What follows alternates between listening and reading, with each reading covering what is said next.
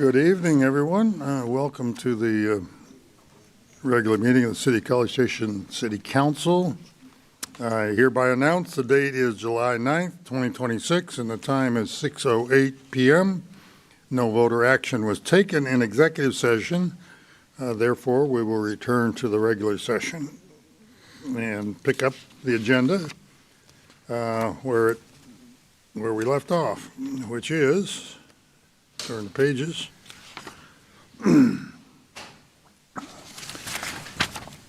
Pledge of Allegiance, invocation, and we do have an absence request to consider after we do the pledges and the invocation. For those of you that have not been here regularly, we'll remain standing after the pledges, and Councilmember Wright will lead us in the invocation. I pledge allegiance to the flag of the United States of America and to the republic for which it stands, one nation, under God, indivisible, with liberty and justice for all. Honor the Texas flag. I pledge allegiance to thee, Texas, one state under God, one and indivisible. Councilmember Wright. Thank you, Mayor. Let us pray. Gracious God, we come before you with thankful hearts for the privilege of living in a community rich in opportunity, compassion, and hope. We are grateful for your constant presence in our lives and for the countless ways you have watched over the people of College Station, the great state of Texas, and our nation. Remind us that every day is a gift and every opportunity to serve is a responsibility. Keep us mindful of those who sacrifice for the well-being of others and inspire us to reflect that same spirit of service in all that we do. As we conduct the business of the City Council this evening, grant us clear minds, steady judgment, and a spirit of cooperation.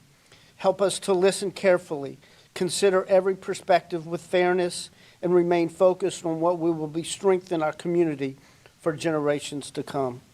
Bless our community with peace and unity, and may the work we do tonight honor those we are privileged to serve.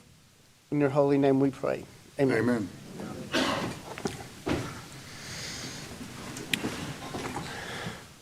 Thank you, Councilmember Wright. We do have a request to approve absence for Councilmember Mcllhaney from the previous meeting, July 6th. Do I hear a motion to approve? I'll second. Motion made and seconded. All those in favor say aye. Aye. Opposed? Motion carries unanimously. That absence request is approved. Okay, now we move on to, don't know as I have to remind people about the speaker protocol. I hope that everybody that's going to speak tonight, I do have several on here visitors, but we haven't quite gotten that far. Just remind yourselves of the responsibilities and the requirements for the speaking from the podium there to us later on. We do have one proclamation to present tonight. Presentation proclamation recognizing July 2026 as Parks and Recreation Month. Whoa, you can tell by all of those beautifully colored t-shirts there, the part of the park staff is here. So I'd like Parks Director Kelsey Hayden and her staff to come forward. I'll come down in front and read a summary of the proclamation.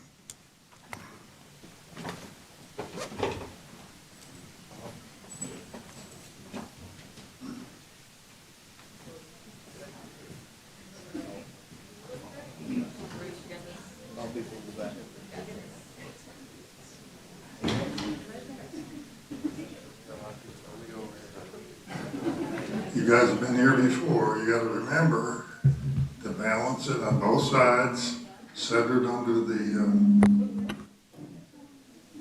there we go, centered under the seal there. Okay. It's a proclamation recognizing Parks and Recreation Month. Got to move this around a little bit, but getting some feedback. I'll hold it down here. Parks and Recreation Month. Our parks, trails, and recreation facilities are truly the heartbeat of our community. They do so much more than just provide a place to play. They fundamentally improve our physical and mental health, enrich childhood development through vital youth programming, and boost our local economy. From promoting active lifestyles to building a more resilient city infrastructure, our Parks and Recreation Department provides essential services that help make College Station a vibrant, prosperous, and beautiful place to live. I encourage our residents to get out, be active, and enjoy our wonderful community spaces. We have quite a group of the staff of the Parks Department here, and I'm going to present this proclamation, of which I just read a summary, to the director or whoever is designated to receive it. Let me hold that back. Are you going to receive it? Sure, why not? All right. Give him a big hand. All right, you guys at the end got to squeeze in, double up, triple up, whatever you need to do, because he's got to get a photo up of us. And Pretend like you like each other. Come this way.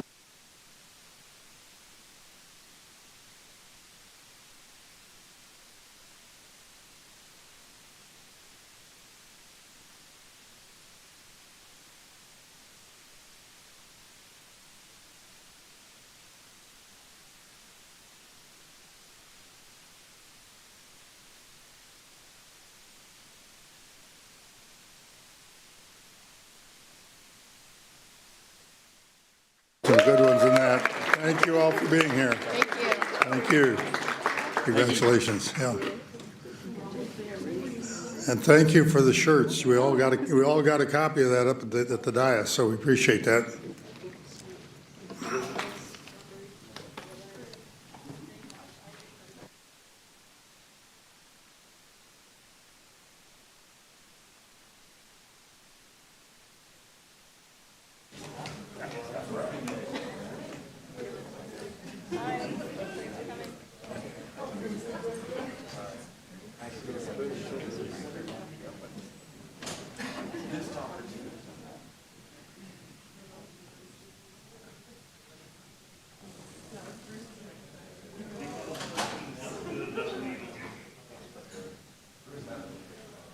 In a few minutes, we're going to have a presentation from our Parks Director, and so I'll save the kudos till that point, but there's a lot of really great things one could say about the College Station Parks and Rec Department. They are an outstanding part of the city's organization and do represent us very well, and we'll hear more about that when we get to the workshop agenda.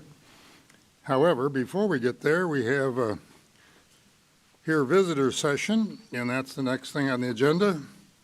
There are, I think, 8 people, most of whom I think are going to speak tonight, but maybe 1 or 2 are in the packet.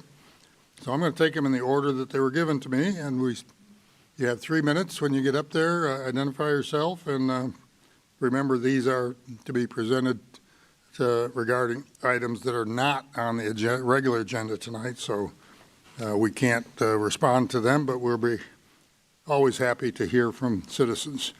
Mr. Rob Santacirio. Correct me. Santacirio? Santaciero. Okay. Mr. Mayor, nobody ever gets it right. Okay, well, it's I okay. completely, Pull the microphone over. I completely in front of you there. understand. So there you go. Can you hear me well? Now you can. Yep. All right. Mr. Mayor, council members and staff and the public, thank you for having me. My name's Rob Santaciero. I'm a retired Army veteran. I'm also a combat veteran. I'm also retired almost 3 years now from Brazos County Sheriff's Office. And I've heard a lot on social media, some from friends of mine, about some technology that you will be hearing about in your next meeting. And the fact that a lot of that technology exists today is probably partly my fault. So I wanted to lend my voice and my experience with license plate reader systems to this conversation and make myself available to you, the members of the council, and to the general public, because there's a lot of misconception and misunderstanding about these systems. The one that I hear most often spread, particularly over social media, is that license plate readers in general, and flock in particular, are a violation of our Fourth Amendment rights. Let us understand very clearly, you have no guaranteed right to privacy in public space. Let me reiterate that. There is no right to privacy in public spaces. Courts have ruled on this numerous times. And driving is a privilege. It can be revoked. Vehicles need to be licensed and insured in order to be on our public roadway. Those license plates have to be displayed on a vehicle. However, I can't simply enter that license plate number like law enforcement can and figure out who it belongs to. License plate readers don't just give that information away. It's not how this works. The courts have ruled numerous times, most recently in January of this year, Smith v. the City of Norfolk, that the technology used responsibly is legal. As of today, no court in the United States that I'm aware of, and certainly not the Supreme Court, has ruled against it. License plate readers provide leads. They give us something to work on. No, there's not a team of officers looking at cameras all day long. No, they don't care if you went to Home Depot or you went to Walmart. The point is, and my time up? Well, your time is up. If you could just wrap it up in 20 seconds, it's okay. I'll do my best, Mr. Mayor. Just wrap it up, please. Set a policy and stick to it. Conduct audits. Ensure audits are conducted, and you provide oversight in some way, shape, or form. Read the fine print in the contracts. There are technologies that are coming that would give me cause for concern, but understand what's in the contracts. Read them. Read the fine print. Thank you very much, and we will, for all of those of you who are speaking, as you indicated, this will be on our workshop agenda later this month. So stay within 3 minutes and come back, and you got 3 minutes again next meeting. Thank you, Mr. Mayor. Anyone that wants to speak and signs up. Next is Ivan Revchek.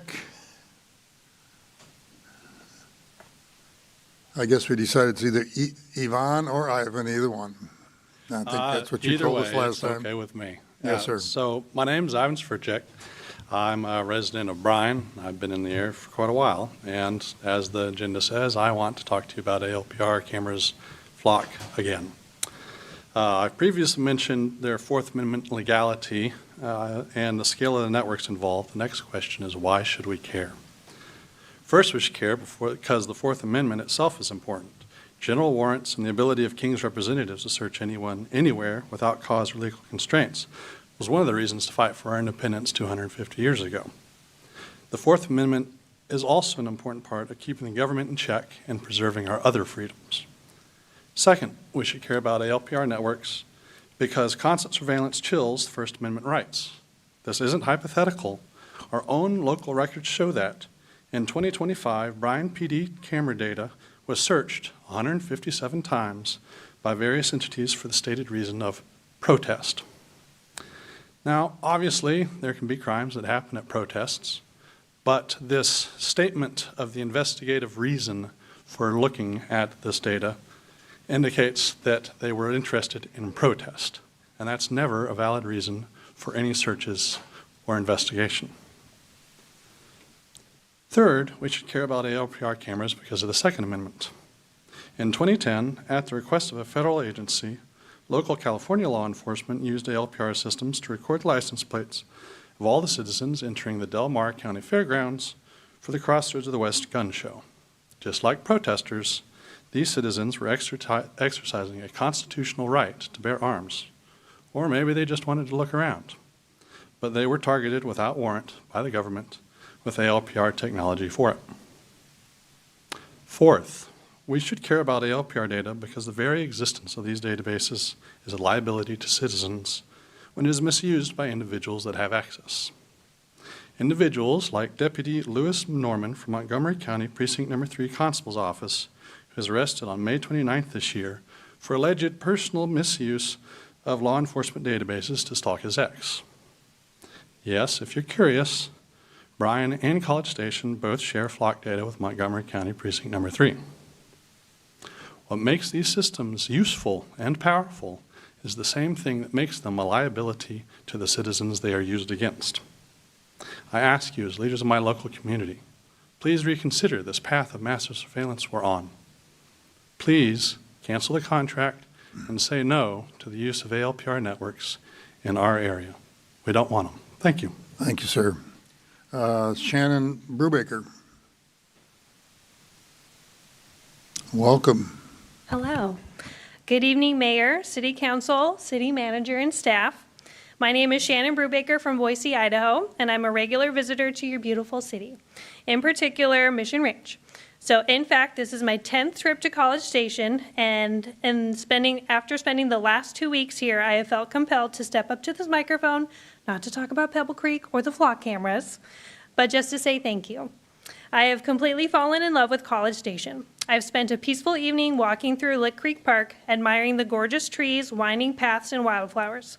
I've experienced the vibrant energy of Century Square, eating my way through the restaurants and hanging out with an ice cream in hand. I've caught a spectacular fireworks show and concert at Wolf Pen Creek, which was an amazing turnout and such a great job. So congrats to everybody involved. And I even took the mandatory tourist photo in front of the I Love Aggieland sign right outside this building. Of course, I've also experienced the classic traditions. I've walked through Bottle Cap Alley, and I've played pool at the Dixie Chicken. And I can't wait to come back soon and experience my first powerful moment of the 12th man. Behind all of these incredible spaces is a massive amount of hard work. So thank you to the city manager, the planners, and this entire council for making College Station such a vibrant, beautiful, and welcoming place to visit. Thank you for all that you do for this community. Go Broncos and Giga Maggies. Thank you. Thank you, Ms. Brubaker. Appreciate your presentation. Mr. Lloyd Davis.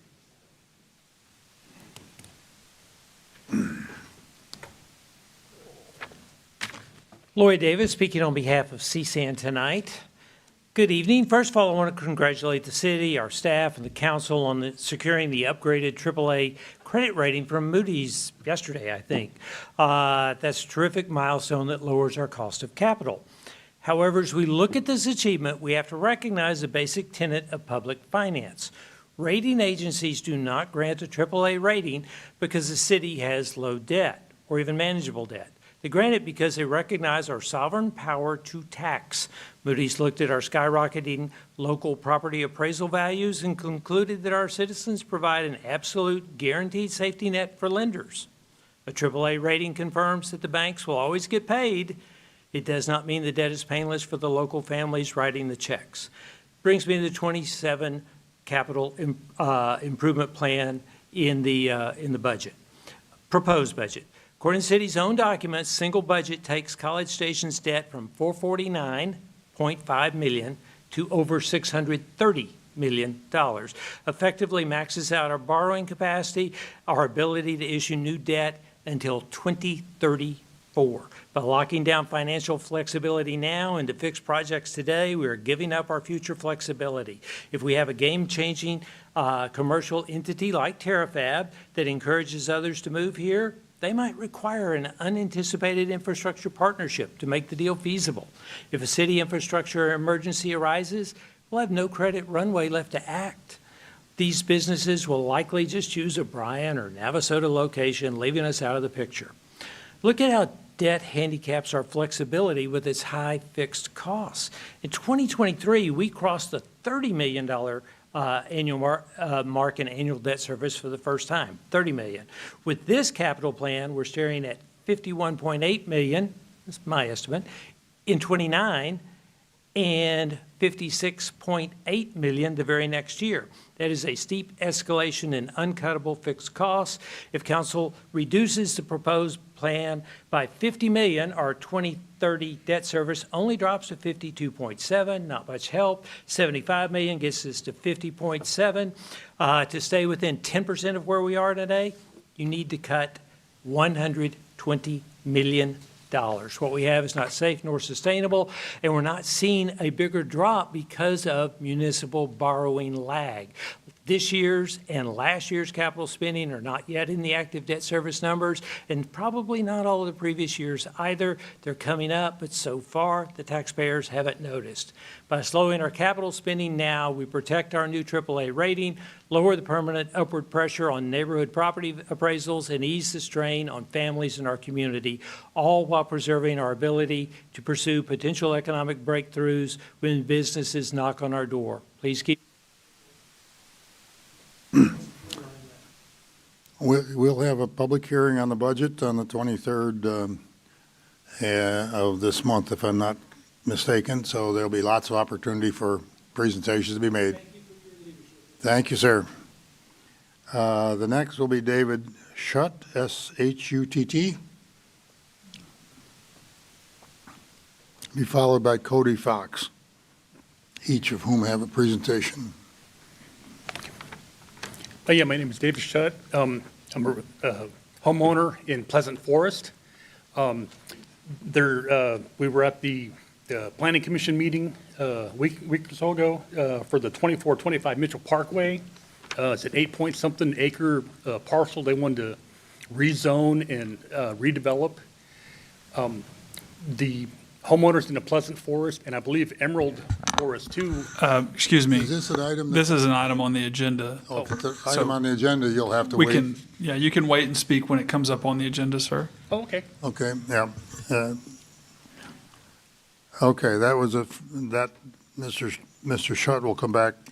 Cody Fox, items not on the agenda, be followed by Shelby Boehm. Hello, my name is Cody Fox. I live south of town in the Welborn community, and I'm going to start by highlighting more discrepancies in what Flock tells people and what their actions show. On May 28, 2026, the Township of the Woodlands had a Flock representative show up and explain to the board what their cameras do. At minute 45:43, he begins to note that there is a lot of misinformation about ALPRs. He says that an ALPR captures a point-in-time image and that there is no facial recognition. But what he does not disclose to this township is that they have models called the Condor camera, which is built specifically for live video streaming or recording. Our recent contract has added 10 of these Condor bullet models to our roadways. And as you can see here, Flock is more willing to place these license plate readers in locations that are not optimal for reading license plates. The images on the screen are 2 cameras here in town at the Woodlands Apartments that are facing a pool. Why then does Flock push so hard that these cameras only read license plates to law enforcement and city councils, but are willing to put them in non-optimal locations for private contracts? Did you guys know they have live video models? The whole point is that Flock presents one thing and does another thing they haven't disclosed to you or the public. On the facial recognition point, they have made it blatantly obvious that these cameras do not do facial recognition, but their patent is for a 2-part system, a camera infrastructure, which doesn't do the facial recognition, and a back-end processing system, which specifically states that it can do everything from facial recognition to gait analysis. He then proceeds to touch on the common talking point that data is owned by the customer. In their terms and conditions document, it says we give Flock a limited, non-exclusive, irrevocable, and perpetual license to use, process, and disclose this data. That is basically the same as saying if you, Mr. Mayor, give someone your credit card, they took pictures of both sides, and then said, but it's your card. It's your data, but they can do whatever they want with it. It's not that we don't trust you, it's that Flock has proven themselves to be incredibly untrustworthy. My fear is that men like Chief Couch, whom I've had a personal conversation with about Flock, are being preyed upon for their good intentions towards this community, towards the communities they serve, to push an agenda of mass surveillance in this country. Please do more research into this company before forcing us as citizens of College Station to get into bed with them. Thank you. Thank you, sir. Shelby Boehm will be followed by John Hamilton.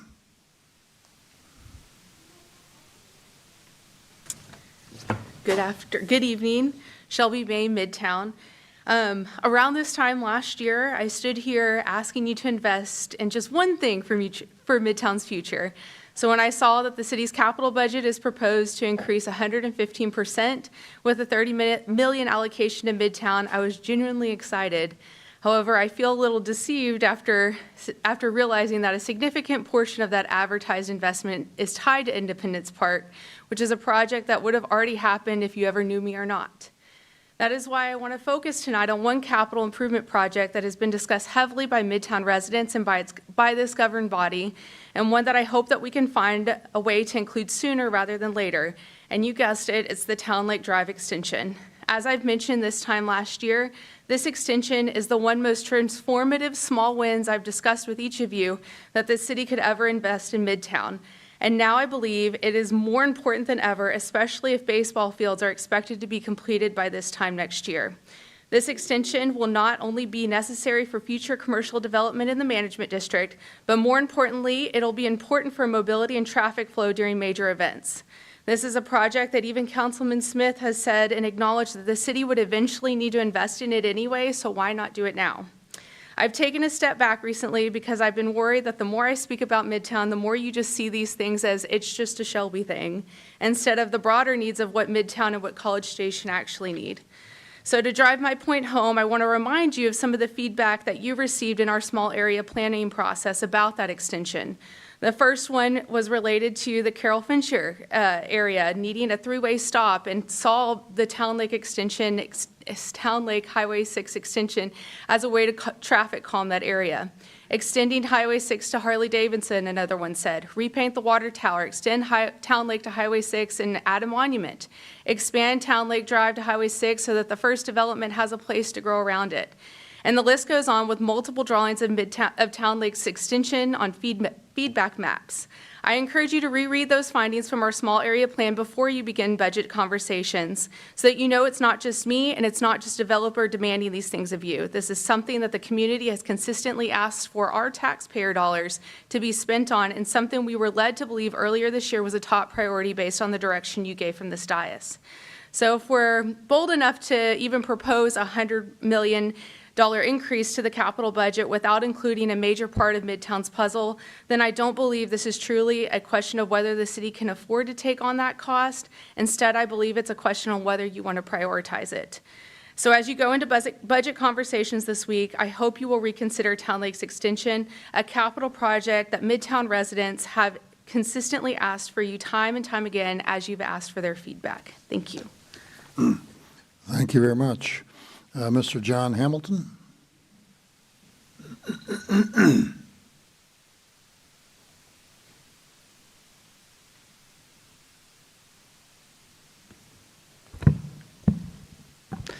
Hello, my name is John Hamilton, and I'm also here today to talk about flock cameras.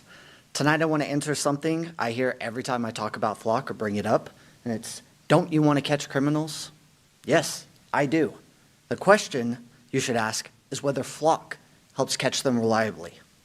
Oak Park, Illinois is one of the only cities so far in America that has actually published error reports on its flock program. Their oversight board concluded in 2025 that there was no evidence whatsoever flock cameras played a meaningful role in any Oak Park crimes investigations. Their reports show that in a typical period, a third or more of the traffic stops triggered by a flock alert ended with the driver being released because the data was wrong. Oak Park has since terminated its contract. Now, I have no doubt that there have been some crimes solved with the use of this technology. But what is the cost when the technology gets it wrong? The Institute of Justice published a review of 24 cases where license plate reader errors led to police stop, detain, or jail innocent people. In nearly 2/3 of them, officers already had their guns drawn before anyone realized their mistake. In Houston, 2 innocent men were held at gunpoint. In Arkansas this February, a couple was ordered out of their car at gunpoint while a 6-week-old baby sat alone in the backseat. In San Diego, an innocent passenger spent nearly a month in jail because Flock matched the wrong red vehicle.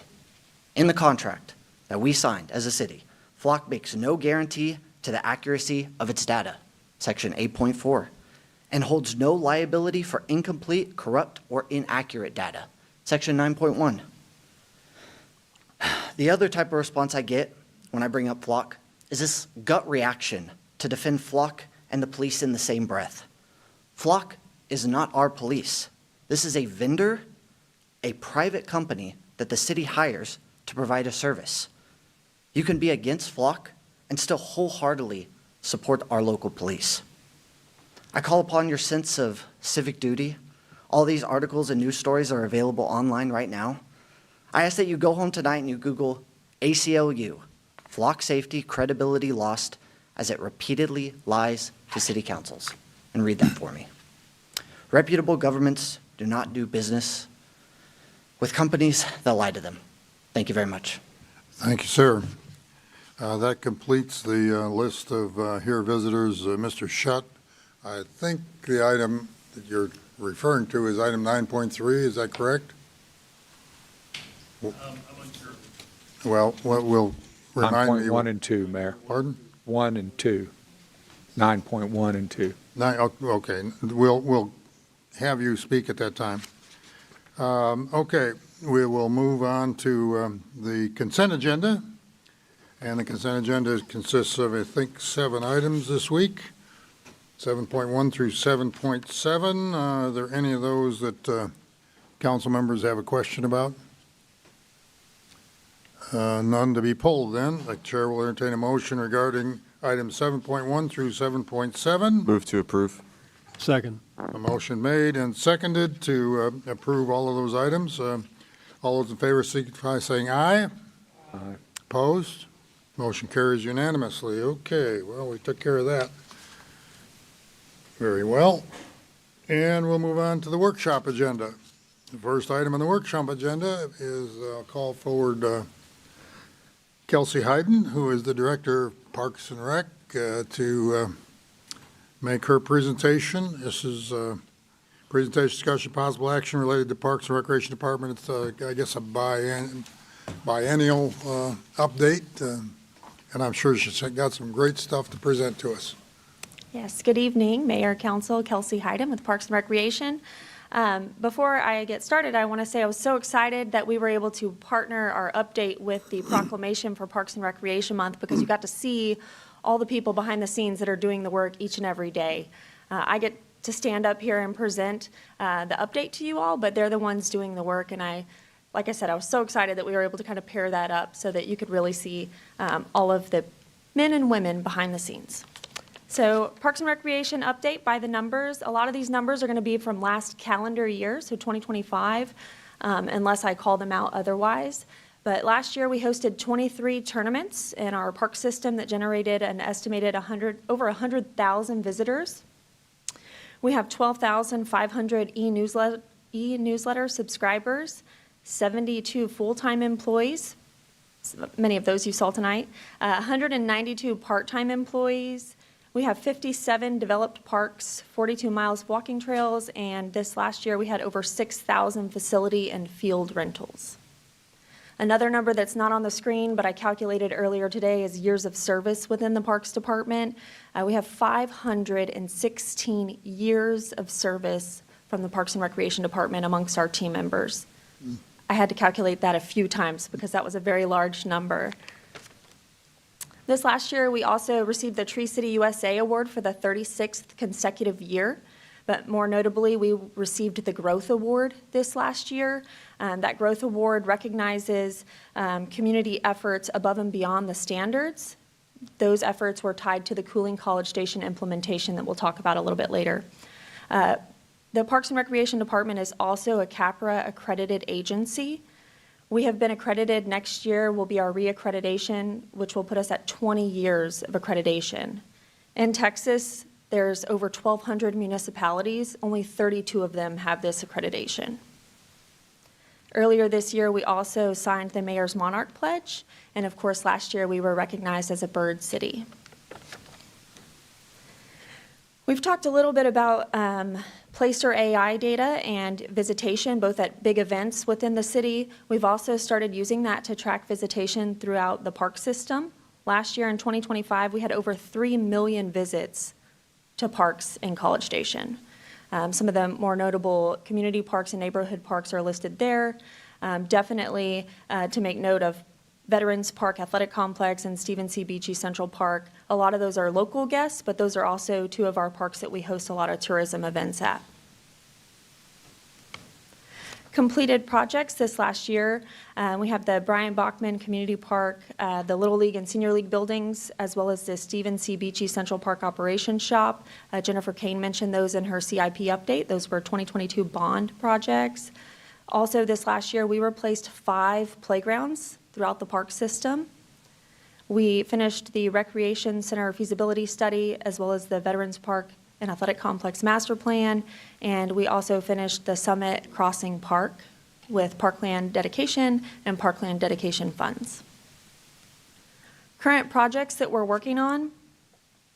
The first thing I'll call out is the replacement of the John Crompton Playground. Council had approved that earlier this summer. That is the rendering that you see here. That has been ordered and should hopefully start construction in September. We're also working on the Adamson Lagoon slide replacement. It is in operation this summer, but we are working currently so that we can, over the time period that we're closed, replace the slide. We are also working on columbarium addition at the College Station Memorial Cemetery. That is going to be at the Aggie Field of Honor. This last year, we've seen an increase in niche spaces being sold. We're currently sold out of columbarium spaces in the Aggie Field of Honor. We do still have space in the municipal side, but we are actively working to get more out there. We're also working with the Fund for All Committee on the Fund for All Playground Donor Plaza, the Lincoln Center area improvements and splash pad, as well as the Mabel Claire Thomas Park redevelopment, which are both bond projects.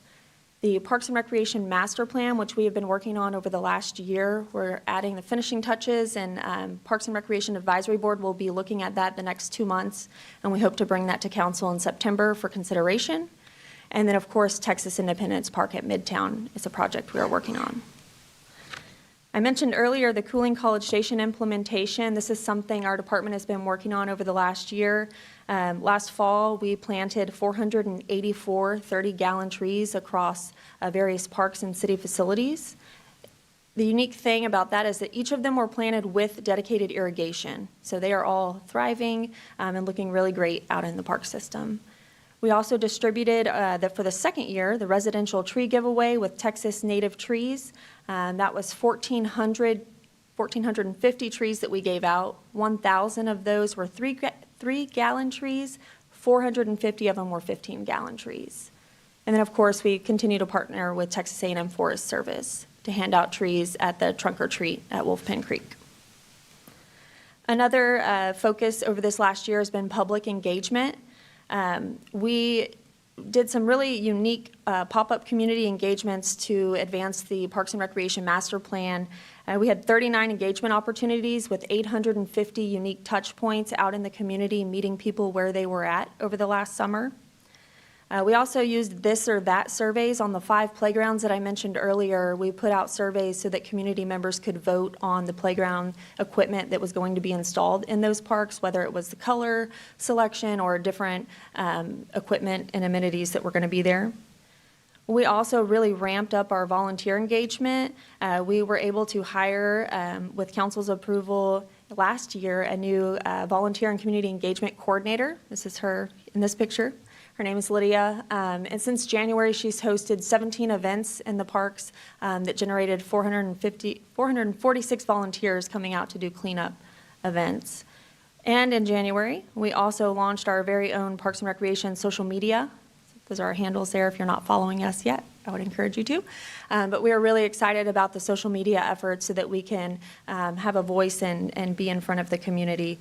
I have numbers here that I don't want to mess up, but since January, we've had more than 1.6 million views that generated nearly 50,000 engagements on those channels, both Facebook and Instagram. A new volunteer program we're working on is Adopt a Park and Adopt a Trail. These are two initiatives that we are putting finishing touches on and hope to have out soon, but they will be very similar to our Adopt a Street and Adopt a Greenway programs. We are also working with the public communications team to design mobile-friendly registration software. We currently utilize this software. It's just not responsive in a mobile setting. We know most of our users are accessing registration through their mobile device, and so we want to make sure, again, to meet people where they're at and be prepared for them.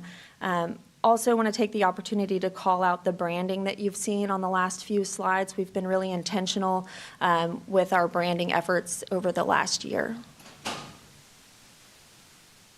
Next, I'll call out some of our different divisions within the Parks and Recreation Department and some of the awesome things they are doing. First up is aquatics.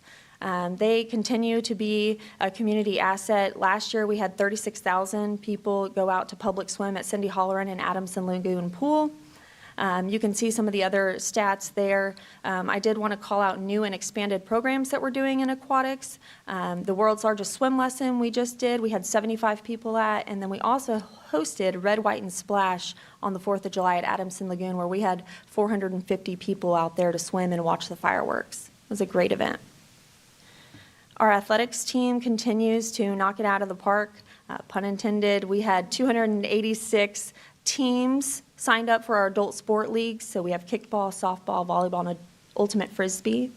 And then we have our youth basketball league where we had 439 participants. That's our winter league and our summer league at the Lincoln Recreation Center. And our tennis programs continue to grow as well. The Lincoln Recreation Center continues to be a staple in the community as well. This last year we had 209 kids in the after-school program.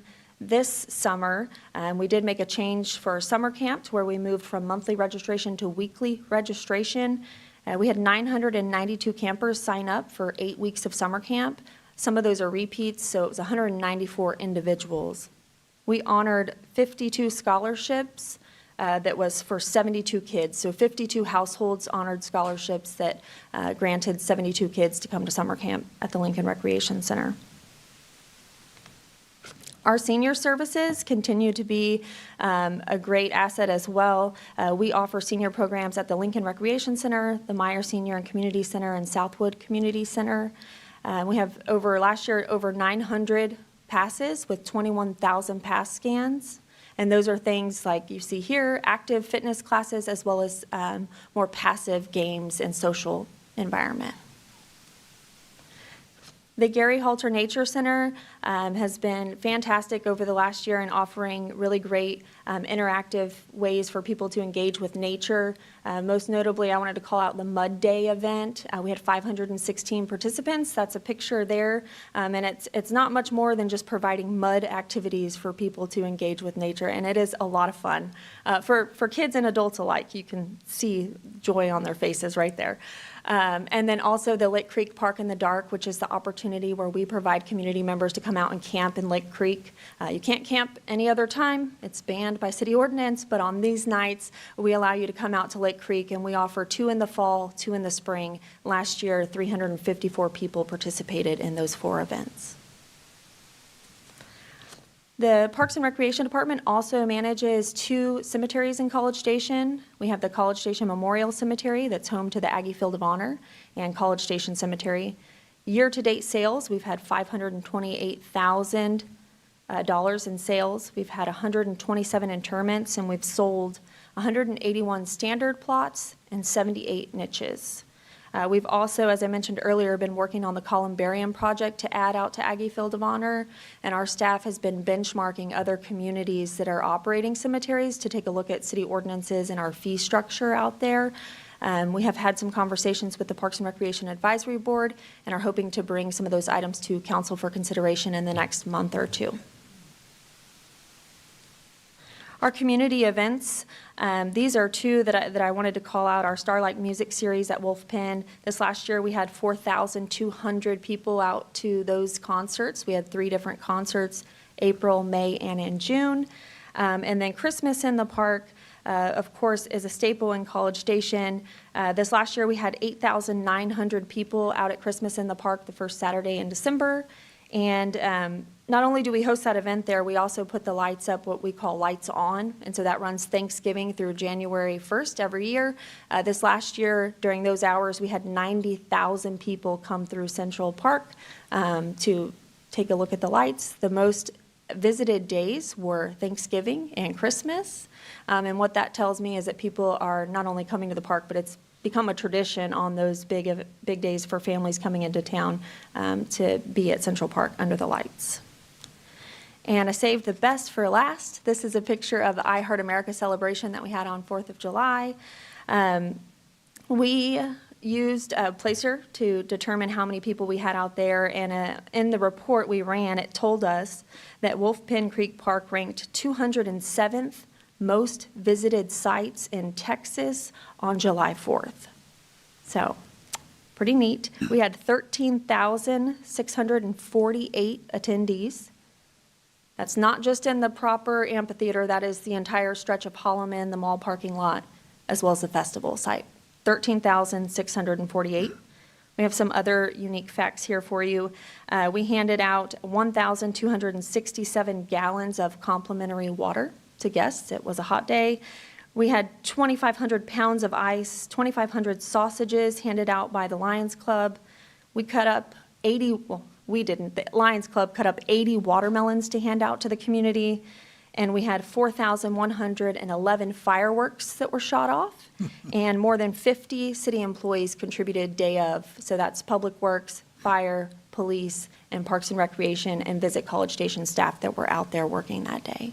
If you had taken that picture, obviously a little later, because I walked over onto Holloman, that grassy slope was pretty full right after dark. Yes. While the band was still performing. So it grew from what you got here as the sun went down. So very, very large crowd for sure.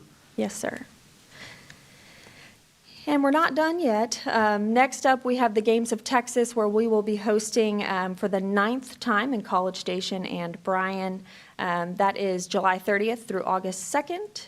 We have 11 different events that we are partnering with the City of Bryan Parks and Recreation Department to host in our community, and we're expecting about 7,000 athletes to come into town for this, and of course their families. And this is the last slide, but it is QR codes to our Facebook, e-newsletter, and the Instagram handle that I mentioned earlier. And I'm happy to answer any questions you might have. Thank you, Ms. Hayden, for a really, really good update, but I'm sure there may be a few questions. If there are any, please indicate so. Comments, questions? Well, if you have a comment, that's okay too, or a question of clarification. Well, you have a new follower on Facebook and Instagram, because I did that as I was sitting here. But I am so proud to be a citizen of College Station. And as I've really had the opportunity to get involved at a granular level across so many different areas, every time you come up here, anytime I talk to a member of the park staff, I mean, even Woods can't shut up about it. There's always something new, exciting, and different that's happening. I can't even keep up with all of it. So I'm glad I've got the social media handles to really stay on top of. But I learned tonight about the Lick Creek After Dark. I've never heard of such a thing. That sounds like a great endeavor. We got a couple of your trees during the giveaway, and that was incredibly well run. I mean, there was a line all the way back out to University Drive, but I mean, it was well attended, and the staff that was loading and helping, it was just flawless. But I think our Parks Department is one of the most visible things that sets our city apart. I mean, yes, we did get the new AAA bond rating, which I know is fabulous, but that's not what people are going to get excited about until they hear about how much money that'll help them save. But you guys are truly the face of this city in so many ways, and I cannot stress enough how impressed I am with our park system and the staff that makes sure that those resources are deployed and being used by our citizens. So thank you. Hear, hear. Okay. Do you have any questions, comments? Mr. Shafer? I see you looking at me, but well, I don't know yeah, what that means. I mean, I would very much second what Melissa just said, Kelsey, and I know others in the audience who are still here with us, and the whole group you had earlier that do all the work. You know, I've grown up in this community. I've been back for 30 years. I've got I mean, Parks and Recreation has been a huge part of my professional life, as you know. And I just would say thank you very much for what you guys do. The event the other night was fantastic. I mean, it really was. It was mind-blowing. I had my whole family there. They showed up. They couldn't say enough about it. You know, they just loved it. And it relates to what Melissa said about it gives you a sense of pride in your community. These are the kind of things that make you think, man, it's so good to be in College Station, Texas. So I won't go on. I could, but I thank you. And also, that was a really good pun you threw in there. I like that. Yeah, thanks. Mr. White? Kelsey, thank you. I just want to echo what Melissa and Scott said. I'm going to highly encourage our mayor to have you present every council meeting, because this is what council, this is what our city is made of. I am so proud of what you and your team does. But I just want to give a shout out, because I think one of the things you said really has more of an impact than people realize, and that's that CAPRA accreditation. Congratulations on that. That is really special. I'm kind of like Scott. I kind of grew up in the parks world as well. So congratulations on that again, and wonderful job. Thank you. Thank you. Did I see? Yes, Mr. What? Wright? Thank you, Mayor. As always, just such a fan of everything that y'all do. If you heard the young woman speak earlier from Idaho talking about coming to the parks and stuff, the spoiler, that's my girlfriend. But when she first came to College Station, she's like, what should we do? And the first thing we did was Lake Creek Park. And so it's just beautiful, because really, like, parks are a key to the city's heart. And so it's an amazing free thing that we can do, but it really gets you, inside access to what the city is about. And y'all absolutely killed it on the 4th of July for the I Heart America celebration. I think that is indicative of what you do all year, though, which is you make seamless experiences for our citizens. I go to Christmas in the park. I do all those things, and it is always flawlessly executed, which is always the most surprising thing, because you have volunteers that aren't staff, and you have all this stuff that you're managing, and it is just so insanely well run. And I think it just is the one city, one team mindset that comes down from the city manager's office as well. It's just, I'm continually impressed with what y'all are able to pull off. So thank you for everything that you and your staff does. Thank you. Mr. Smith? I'll add, thank you so much for all that you do. In particular, the trees you plant, that was important to me when I said, please, let's fund that, and thank you for making it happen. It makes our community beautiful. Thank you, Mr. Smith. I echo everything that was said, but I want to bring you back to a little reality here, beyond all the plaudits, which are well-deserved. You mentioned the responsibility that the Parks Department has regarding the cemeteries, and it's an area that I see pretty regularly, because I've got to sign all of those purchases of plots and niches. And I've suggested some concerns I had, and I know you're working on those. You mentioned that. Is that going to come back to us in a workshop, or do I need to ask for a workshop, or you're just going to offer that? I mean, can you give us just a little more detail on the Sure. on the issues you're wrestling with? Oh, I think I passed it. I'm sorry. I was trying to go back to it. We do plan to bring it back in a workshop format. I don't know if you need to have that. There it is. There it is. Yeah. We do plan to bring it back in a workshop format for discussion and direction. What we're specifically looking at right now, and what kind of stemmed some of the research that we've been doing, is the need for the new columbarium, and making sure that the funds we have cover the cost of what the columbarium would be. And so that's kind of how the initial process started. And what we've done is, like I said, benchmarking other communities. There's not very many cities in Texas that run and operate active cemeteries. A lot of cities run in historic cemeteries that aren't actively taking interments. And so we've kind of gauged that, and we've had discussions with the Parks and Recreation Advisory Board in terms of the fees that we have, as well as resident versus non-resident fees. Do we do that type of structure? We're also looking at, right now, we don't allow organizations to purchase. So do we open that up to allow organizations or churches to purchase space? And then we're also looking at potentially if there would be a need for a cap.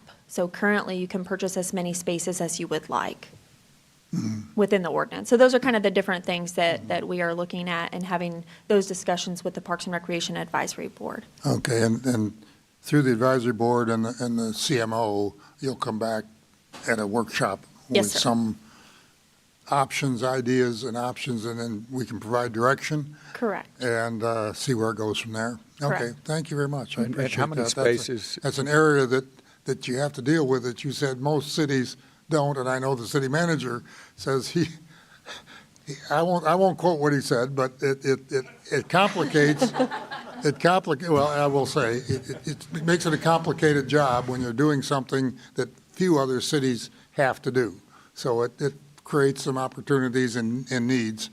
And so I'm just happy that you're going to bring some ideas back to us. Ms. Hayden, how many spaces, resting places in the existing columbarium did we have? How long did it take those to become full of departed loved ones? And how many units are in the new columbarium that we're installing? So I'll answer backwards because I know the answer to the last question that you asked. It's 360 spaces in the new columbarium that we're planning. So 360 spaces. Some of those are double. So sometimes individuals elect to put two remains in one niche space. So there's 360 in the new one. I am not sure on how many municipal section spaces we have left. I think it's a little over 100. Yes. And then Aggie Field of Honor, we sold out pretty quickly. Over the last year, we had 130, and in a year, we sold those. So we started having this conversation about a year ago for the need. And then in terms of standard plots, I really don't know the answer to that one. There is a lot of space out at the Memorial Cemetery, and I could potentially get back to you on an answer for that. There's a lot of spaces that haven't even been plotted yet. Yeah. Great. Thank And you. my question revolved around the operation and maintenance costs being covered by general revenue as distinct from the actual capital cost being covered by the purchases, and is that equitable, and how do we distinguish the pricing on that? So that's something they'll bring back to us, and I'll look forward to thoughtful insights from staff. Yes. Thank you very much. Any other questions? Thank you. Appreciate And Mayor, before I let Yeah. Kelsey sit down, as everyone's heaping praise, I just want to say, especially because you left the cliffhanger on my feeling on cemeteries. No, I So quoted it you. is an honor to have those as part of our system. It is a challenge because it is a very important thing. And one of the things that I want to point out as it relates to parks is, I think, and I'm glad, I think we got a lot of people in this room in this town that really do value our parks. I think so often what underpins everything that we do in the parks and the community from a city perspective isn't seen. And I think cemeteries is a good example of that. I mean, this is something that is as important to people as anything that we do, but it is a heavy lift. And if you just look at the varied amount of work that our Parks Department, which is one of 15 plus departments. I mean, I always kind of laugh when I think about the variance of things that I'm responsible for with all these different directors. But even with the Parks Department, what they're doing on a daily basis. So if it wasn't enough that they were putting on what I would guess has got to be one of the largest events ever held in College Station that was not A&M related, that morning they were helping to assist with the signing of the Declaration of Independence reenactment. They had other events going on, and they were doing lots of things that have to be done every day in the city simultaneously. And I promise you, people were out at both of those cemeteries on July 4th, and there had to be things done for them. So both in recognizing Kelsey, her leadership, and then her department's leadership, and just all the people that work, especially on the 4th of July, when all the rest of us are getting to celebrate. I think as fun as those events are, it's also just a really great time to think deeply about all of the people that really do everything in the day that makes the democracy actually work. Because absolutely need the people that stand and fight for it. and we should respect that. But I can promise you, I've seen with my own eyes what happens when you don't have functioning water and municipal services, and that's as imperative to democracy as there is. So super proud of our people and everything everybody does, and I'm so happy that we get to do this presentation for all the departments, but especially Parks, because I think sometimes people really don't realize the depth and breadth that they take on. Thank you very much, and thank you, Ms. Hayden. We won't call you back every meeting. Thank you. Mr. Wright, but because you need the time to work and think about things, but we always value the updates you do bring to us. And yes, we have These seed packets we put at the dais for everybody as well. Don't plant them now, wait till the fall. You don't want to plant them now. But they are harvested by our staff at Lick Creek. So they are packets that they put together. We don't buy them. They put them together. So they're native plants that you can put in your yard.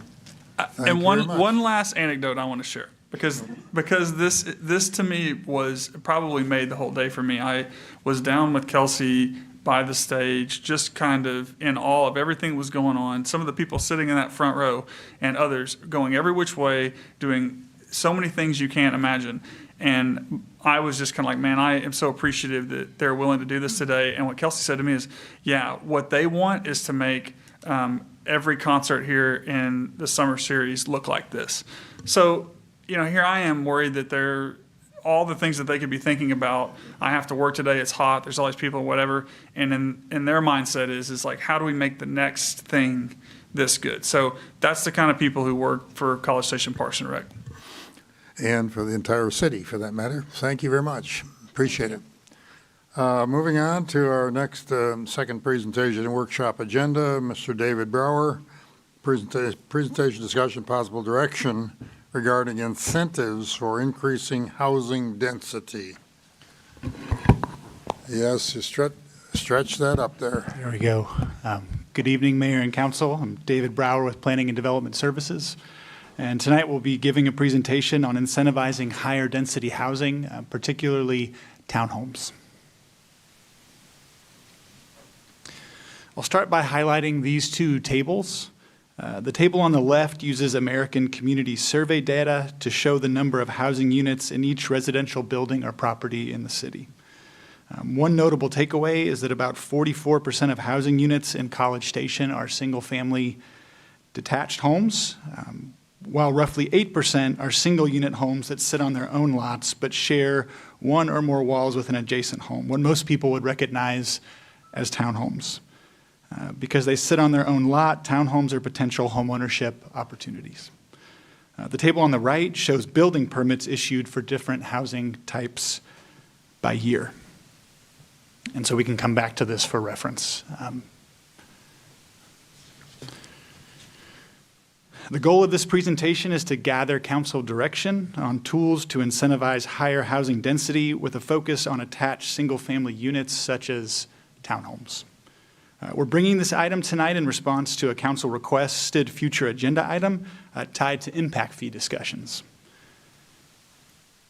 Encouraging the development of townhomes and other attached single-family housing supports the Housing Action Plan by expanding the community's housing choices and increasing overall housing supply, which can help improve affordability over time.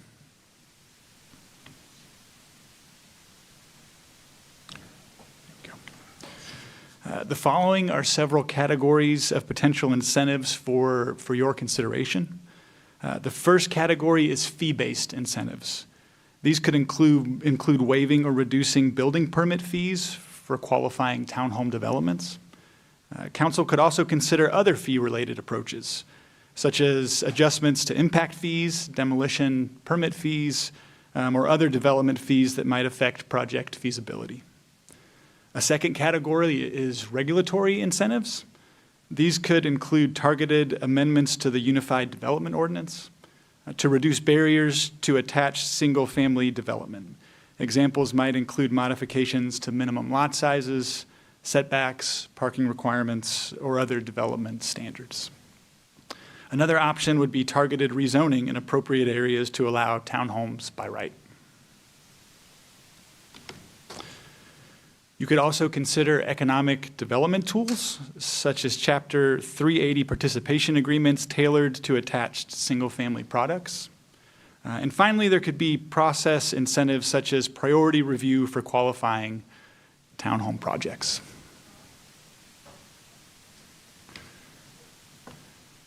And so finally, we'll wrap up with just some items to consider for your discussion. And they are that incentive calibration could require an economic development study to avoid over-subsidizing. There would be fiscal impacts from fee waivers or credits that would affect general fund and enterprise revenues. Finally, housing-related incentives or policy actions would need to be evaluated within the appropriate legal frameworks to ensure compliance with applicable laws and regulations. And then if council would like to consider providing direction tonight, there are several key questions to consider. And so one would be what tools you would like to prioritize. Fee-based tools, regulatory reform tools, economic development tools, or a mix of all of those? Are there any geographical considerations you'd like to consider, areas where you would like to see this type of development focused on more, or areas where you would not? And then for any desired action, would you like to see time-bound pilot programs where the effectiveness could be tested, or would you like to see more long-term system-wide changes? And so with that, we're happy to answer any questions that you have. Okay, well, thank you, David, for setting this up. Yes, it was a council-requested discussion, so I'd like to, if you're willing, turn to Councilmember Mcllhaney, who I think was the leader in that discussion and raised it. So I'll turn to her first to pose any questions, and then we'll go all the way around, and hopefully it will provide some direction as well. And if you'd like to go directly to direction, please feel free.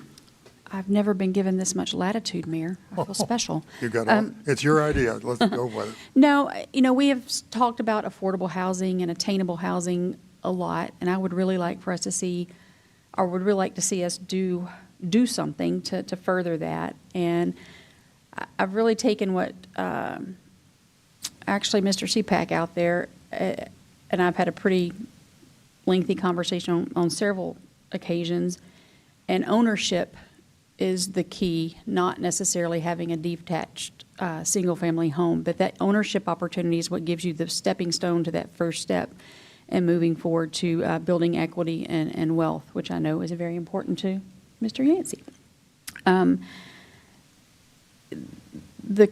From where I sit, just blanketly waiving impact fees to stimulate or to lower the cost of housing, that's not enough, nor is it necessarily going to impact all types of housing. I do feel like that the key to our success is to get density up. The actual dirt here in College Station is incredibly expensive and is only going to continue to appreciate and become more expensive over time.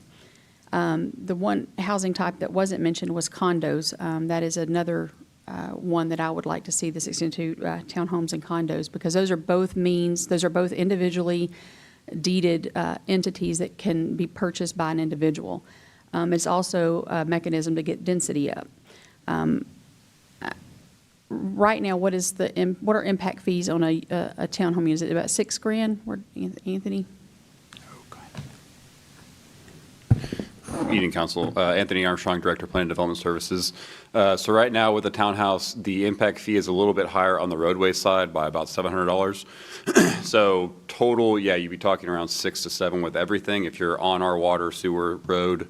Did want to touch real quick on your condo comment a second ago. In the City College Station, we actually don't recognize condo platting. That's done by the state. So there would be no mechanism as the city to be able to identify that this is a condo association versus this is a multifamily complex. We don't have an avenue that actually lets us dictate either or. So in this case, for this conversation, it could be specific to townhouses.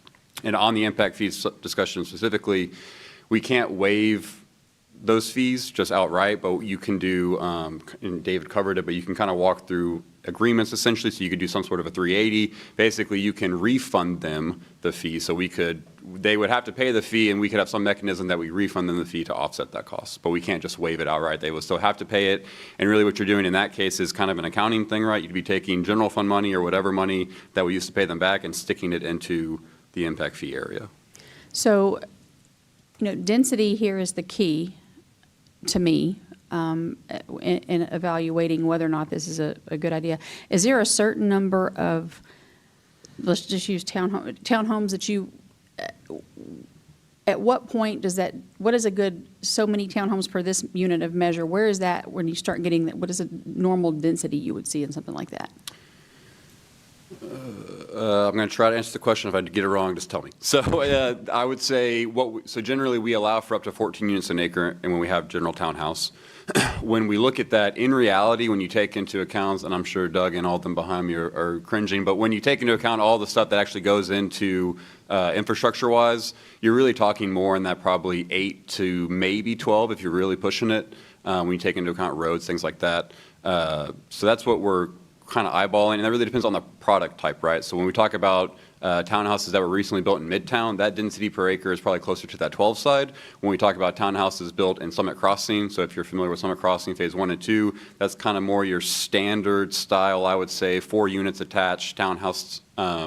Those are around 8 to 9, depending on what section you're looking at. And so it can vary. I think in this, certainly though, it is more than 8 units an acre, which is what we allow as a max for detached single-family homes. The maximum in that category of detached is 8 units an acre. In reality, they don't ever hit that. Castlegate 2, for instance, is at 4.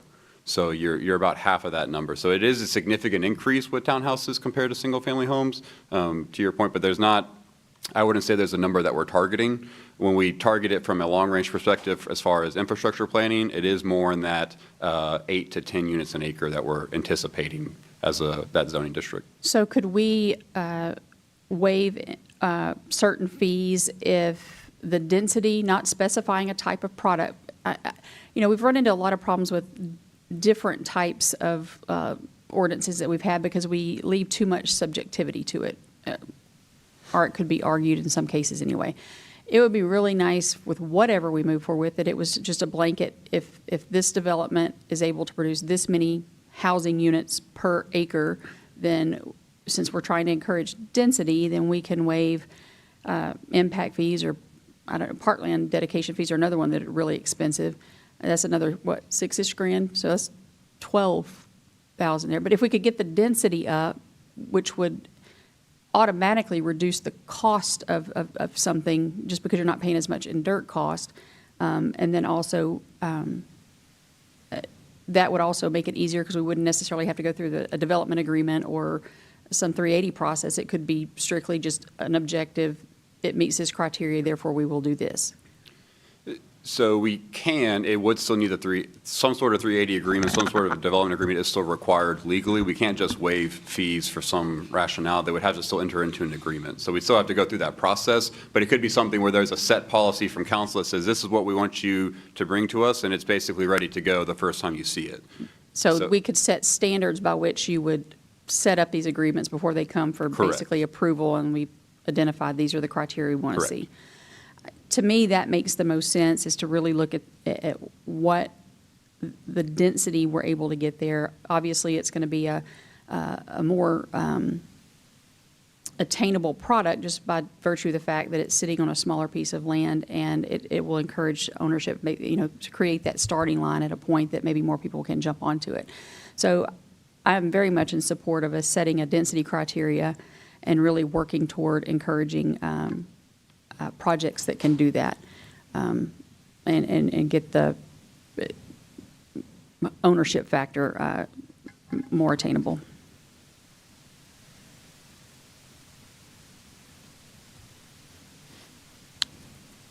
And let's just, are you ready or you want to move on? I'm ready. Go right ahead. Okay, mine's going to be a mishmash. This is workshop, right? Mine's a mishmash of questions and value statements, opinions on my part, if you can imagine that, Mayor. On the missing middle thing, just a comment. So this guy, Daniel Paralek, writes a book back in 2010, calls it The Missing Middle. It catches fire across the country. It becomes mainstream. It's all about middle housing, the missing middle. But like all things that become mainstream, it's now got its detractors and people that say, well, maybe we push the accelerator too hard on that, at least in some cities. So there's that. You led with the 44% of our detached single-family housing stock. Nationwide, that number's 63%. So we actually have less, and it stands to reason, right? Because we're a college community, and so we've got that high-density student tower cluster going over there and other things. We're behind the curve relative to single-family residential homes. Thank you for mentioning impact fees, because I was kind of taken aback that it was, not in the original presentation that we got, right? The one that we were sent on, or did I just miss it on? Doesn't matter. I don't like impact fees.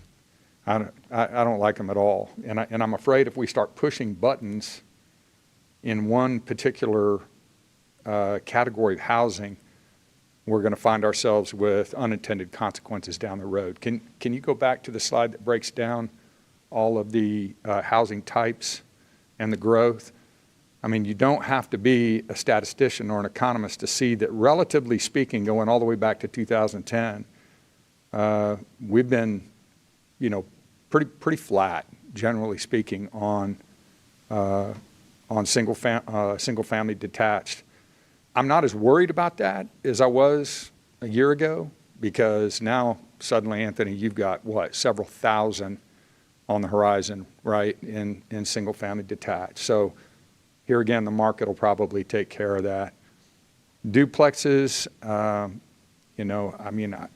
just think if there's a market for this stuff, people are going to build it. And you've got the guy that's bringing in this room, that's bringing the intense activity relative to townhomes that we have been getting, 245 of them last year. So I don't know. I mean, I feel like we're artificially constraining ourselves in one category.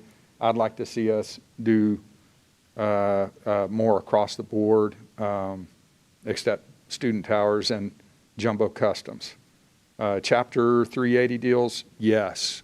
Research indicates dozens and dozens of Chapter 380 housing-related agreements in the city of Bryan, in Waco, in New Braunfels, in San Marcos. I mean, cities are going nuts with them. I don't subscribe to that level, but we do very little Chapter 380 incentivizing in housing. I think we need to do more. Priority review, if we can do it on a special project that we, quote unquote, care about, then, why couldn't we grease the skids a little bit and shorten the chronological timeline across the board? I don't mean that as a criticism. I just think that if we shorten that timeline.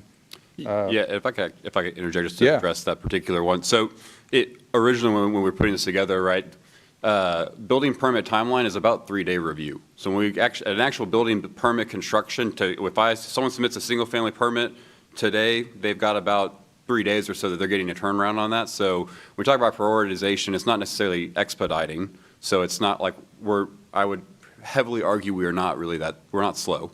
And so priority would be like, if there's something that's a particular product type or something council wants us to focus on, it would be, hey, my plans examiner got in 30 permits for a subdivision today, and then he gets 30 permits for townhomes tomorrow. It says, hey, stop on those 30 permits for single family, go over to these townhouses, and that needs to be, even though it was the second one in the queue, you need to run that to the top. That's more what we're talking about with priority review.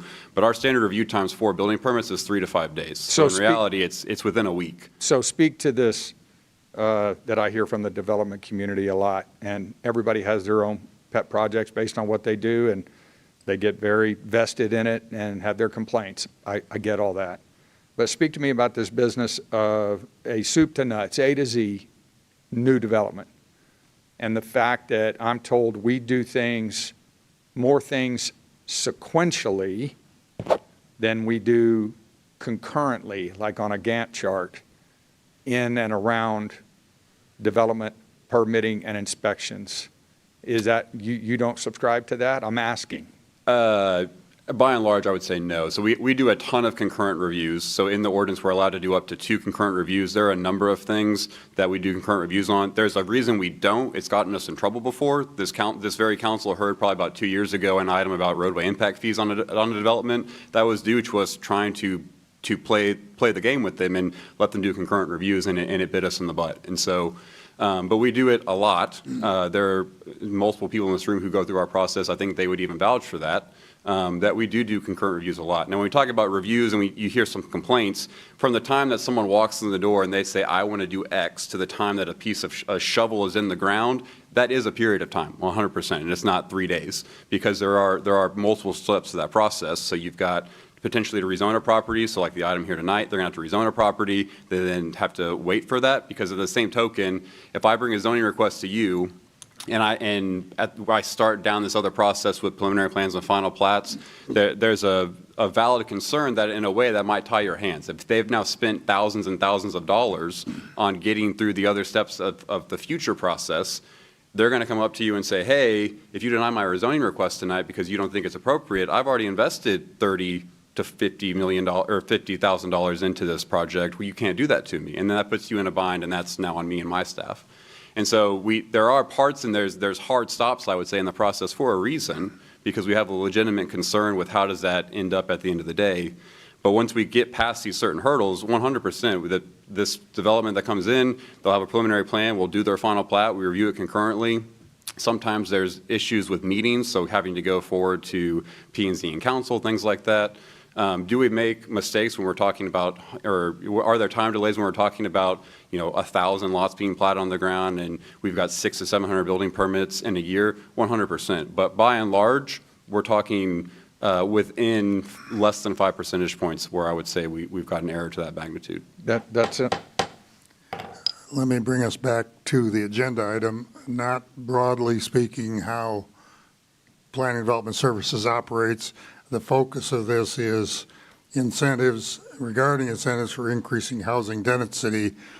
If I get the gist of your comments, housing density isn't high on your priority list. That's fine. And so you don't see incentives just to increase density. I'm just trying to clarify, that's all, so we stay on the agenda item. That's really what the agenda item's about. Well, we talked about expedited permitting processes. Right. I understand that, but yes, you characterize me. Density. I don't think I heard you say, everything ought to focus on density. Well, I'm not sure it was what we were originally going to talk about. I mean, that's what the agenda item is talking about. Right. Well, incentives for increasing housing affordability. Well, density is what the agenda item talks about. Yeah. With the implication, obviously, if you get more density, you get smaller units, you have a lower price. But you're right. The discussion about affordability is indirectly or tangentially related, but it's not the focal point that I think Mr. Brower wants us to grapple with. It's really more the density question. And should we use some kind of incentives? Ms. Mcllhaney has made a strong case for her view of it, and I'm hearing you say that density isn't everything. Yeah, if you'll give me 15 more seconds, go ahead. I'll give staff my feedback. I'm just trying to bring us back to the agenda, that's all. My feedback is yes on Chapter 380s, where this body and staff concurrently feel we need the product. Yes on priority review, and I'd like to see that across the board. Yes on geographical targeting.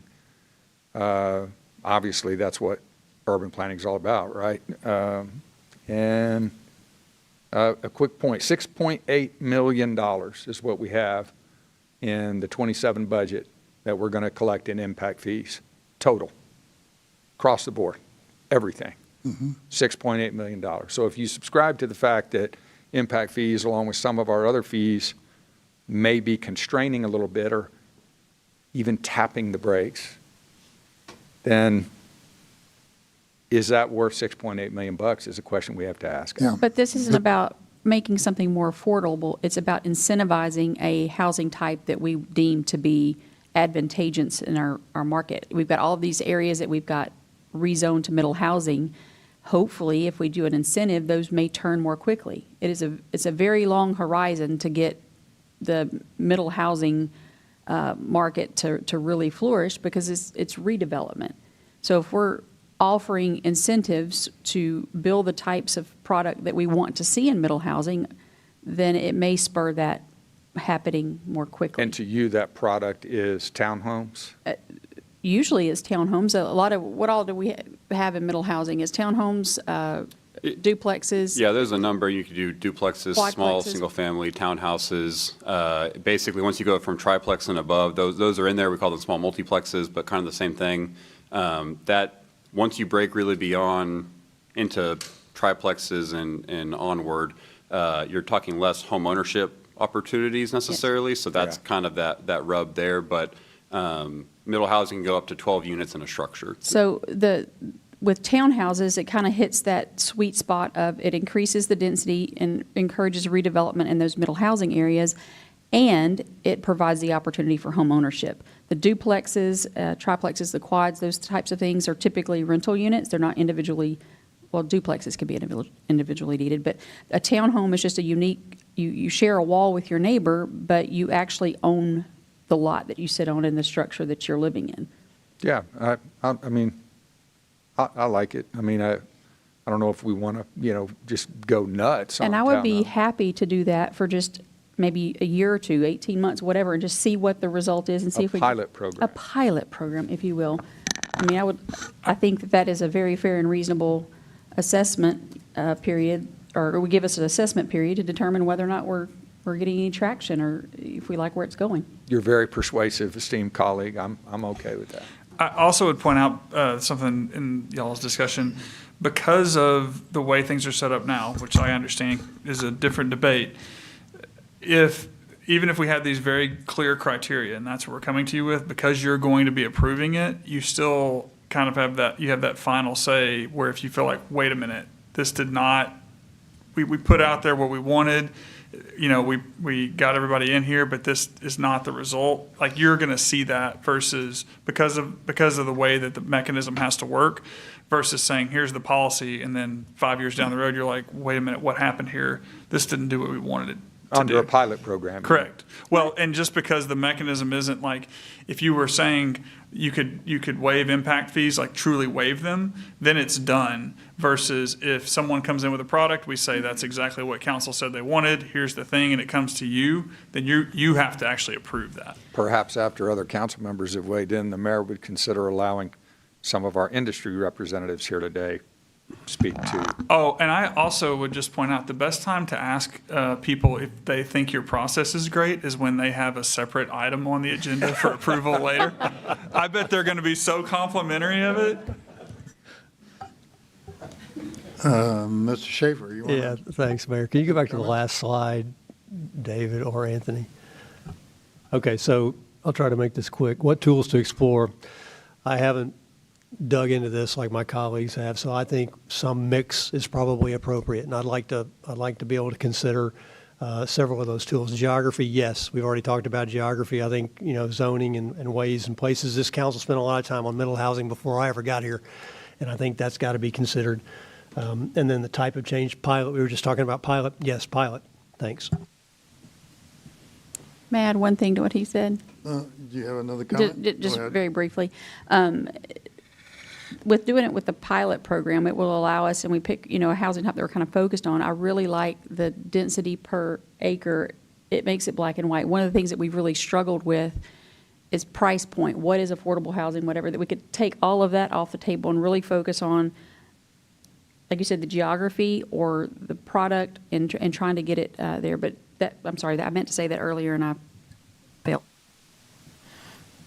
Mr. Smith, why don't we? Sure. Thank you, Mayor. I did have in my thinkings looking ahead at what is the lot size for townhomes, and that's been answered. I've heard that, and then a question or something I just wonder: how many of the townhomes that we have are owner occupied?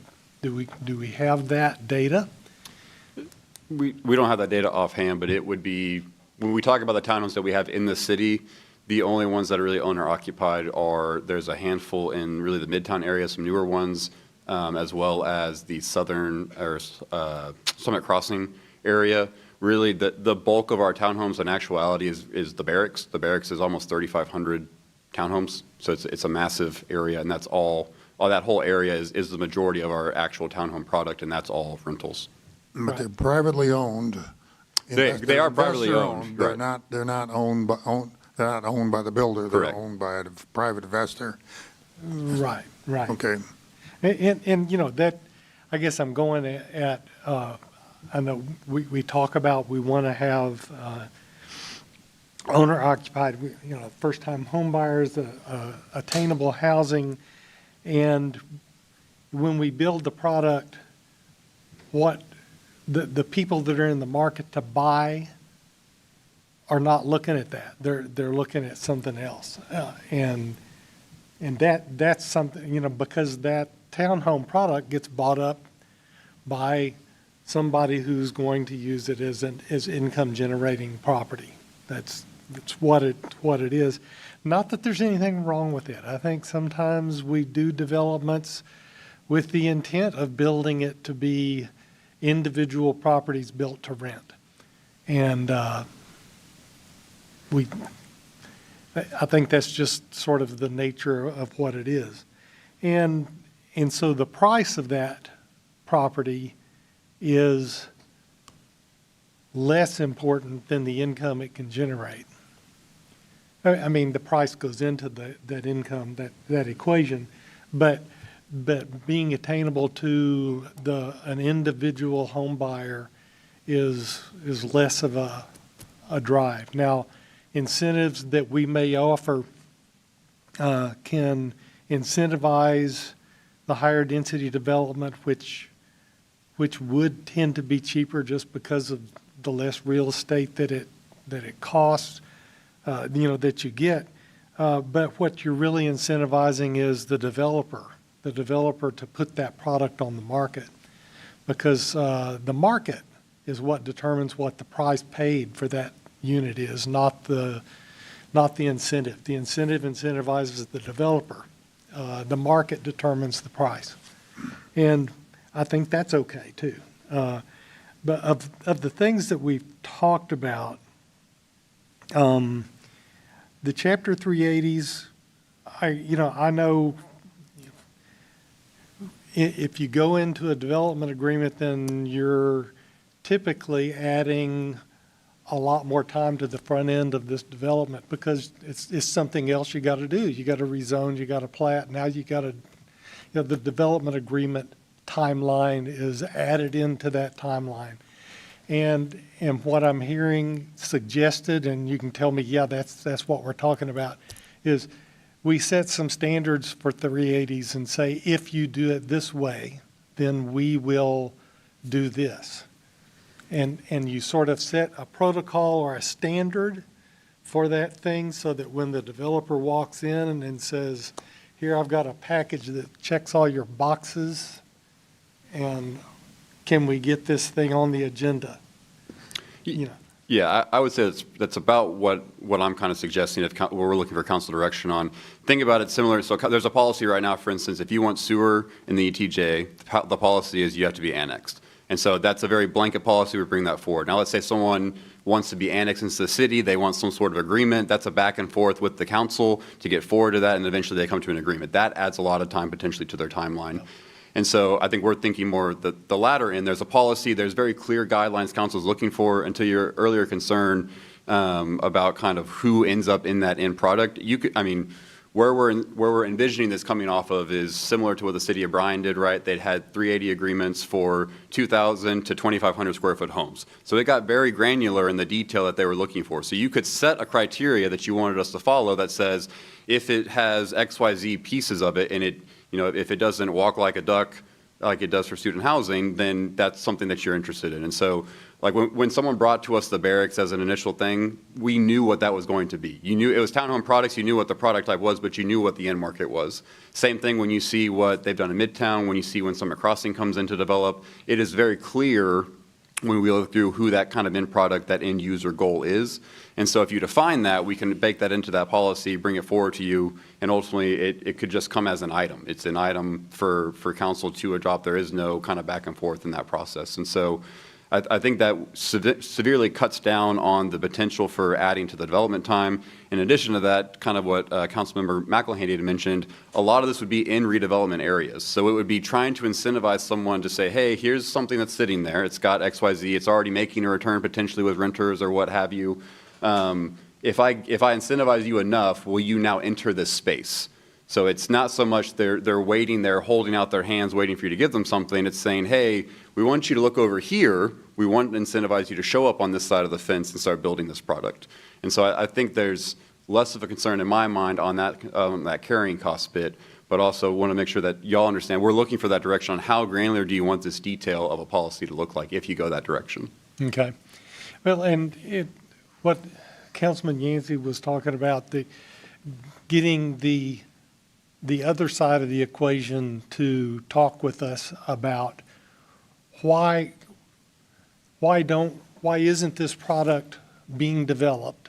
I mean, it's being developed some, but why isn't it more prevalent if we want it to be more prevalent? They could probably give us some ideas about what those incentives to enter that 380 ought to be. And I think we need to hear from them. Y'all are probably already talking to them, and you may already know, but I think that the council needs to hear those things so that we can be aware of it and put some value on it. And what will we be willing to give in order to get what we're looking for? Mr. Wright? Yes, thank you, Mayor. I don't have a lot of original thoughts to add. So I think everyone's hit really good points. I think my 2 cents is just to piggyback on some of the stuff. I think 100% place-based. I don't know how we were phrasing it earlier, but really incentivizing areas that we see for redevelopment, but that would be right for townhomes. Like, I would love to shove townhomes everywhere, but it's not, everywhere is not really appropriate for it. But I think especially as we go to redevelopment and stuff, finding those incentives that work best with the developers and builders for that area, because I don't think you're going to have a silver bullet that solves everything or that is the right incentive. It's going to be the right incentive for the right place. So being flexible, I don't know if it's legal or whatever to offer a suite of incentives and say, pick which one speaks most to you, and they can do their own math to figure out what works. I don't really know if that's something that the city can do or has done in the past, but I think identifying the areas and going from there is, the where to start. David? Well, thank you. I don't want to be repetitive. I agree with my colleagues. I think pilot program is the way to go. Geography is a big issue as well. I'm a big supporter of 380s as well. But if you could go back to the chart real quick, I only have a couple of questions for you. I look at trends, and if we're talking townhomes and we're talking incentives, what took place the last 2 years? I mean, we doubled townhomes over the last year. What did we do, or what did the market do to double the townhomes in 1 year? He's sitting right there.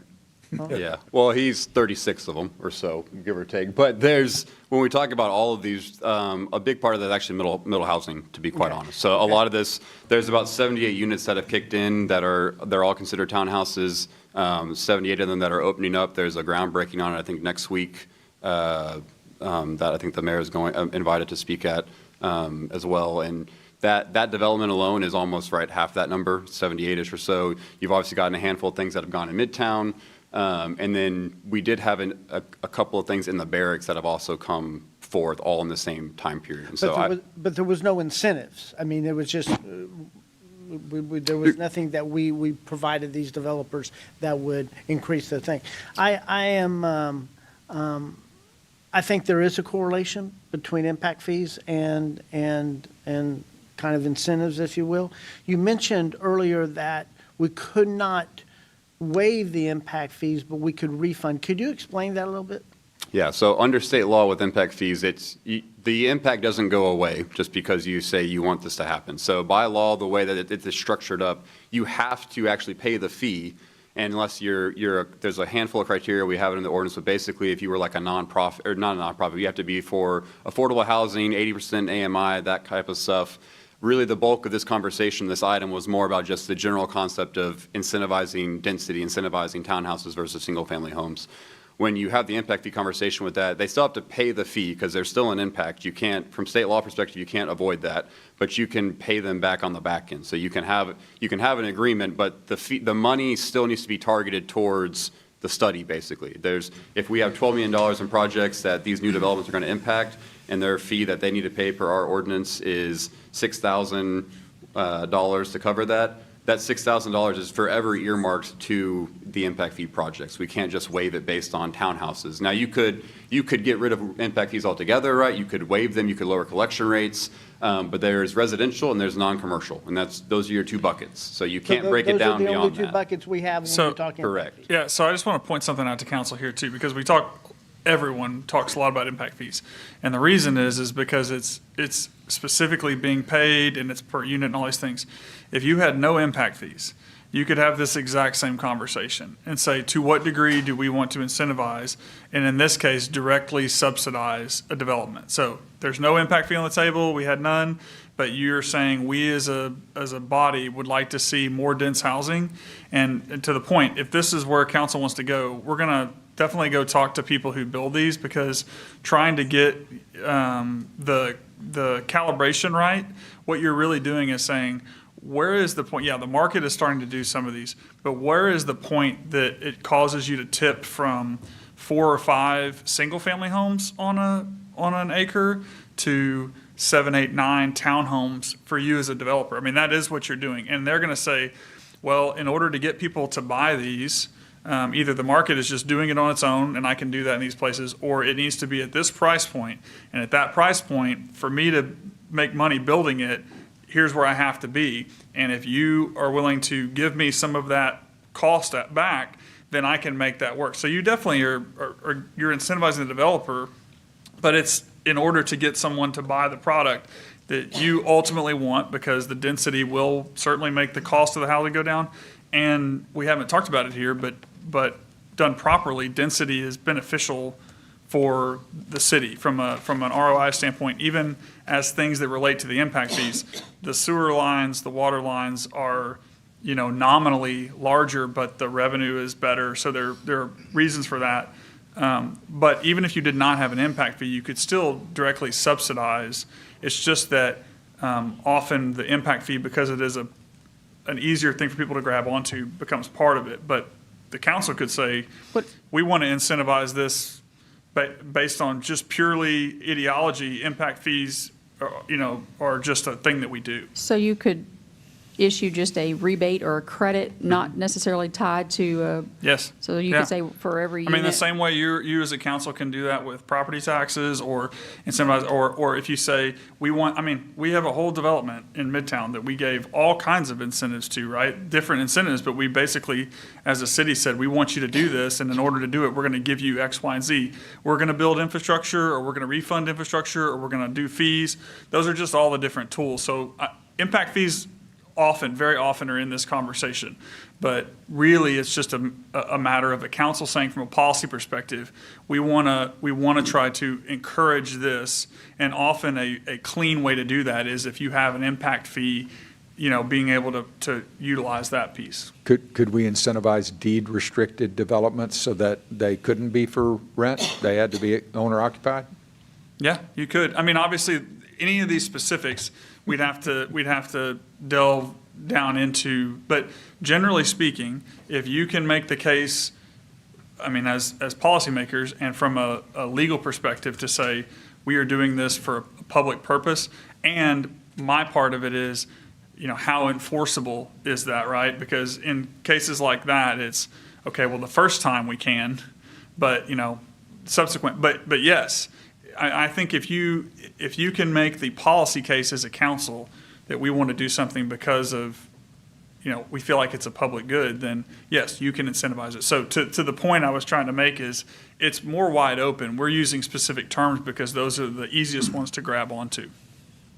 And for that matter, I think the other overarching thing you're doing as a council, we're talking about this one thing, but if you as a council are telling the industry, we would like to see this, nothing precludes the industry from coming and saying, yeah, the way you're doing this is not the way I would want, but if that's what you want, if you will do this for me, if we can make this work, then I can give you what you want.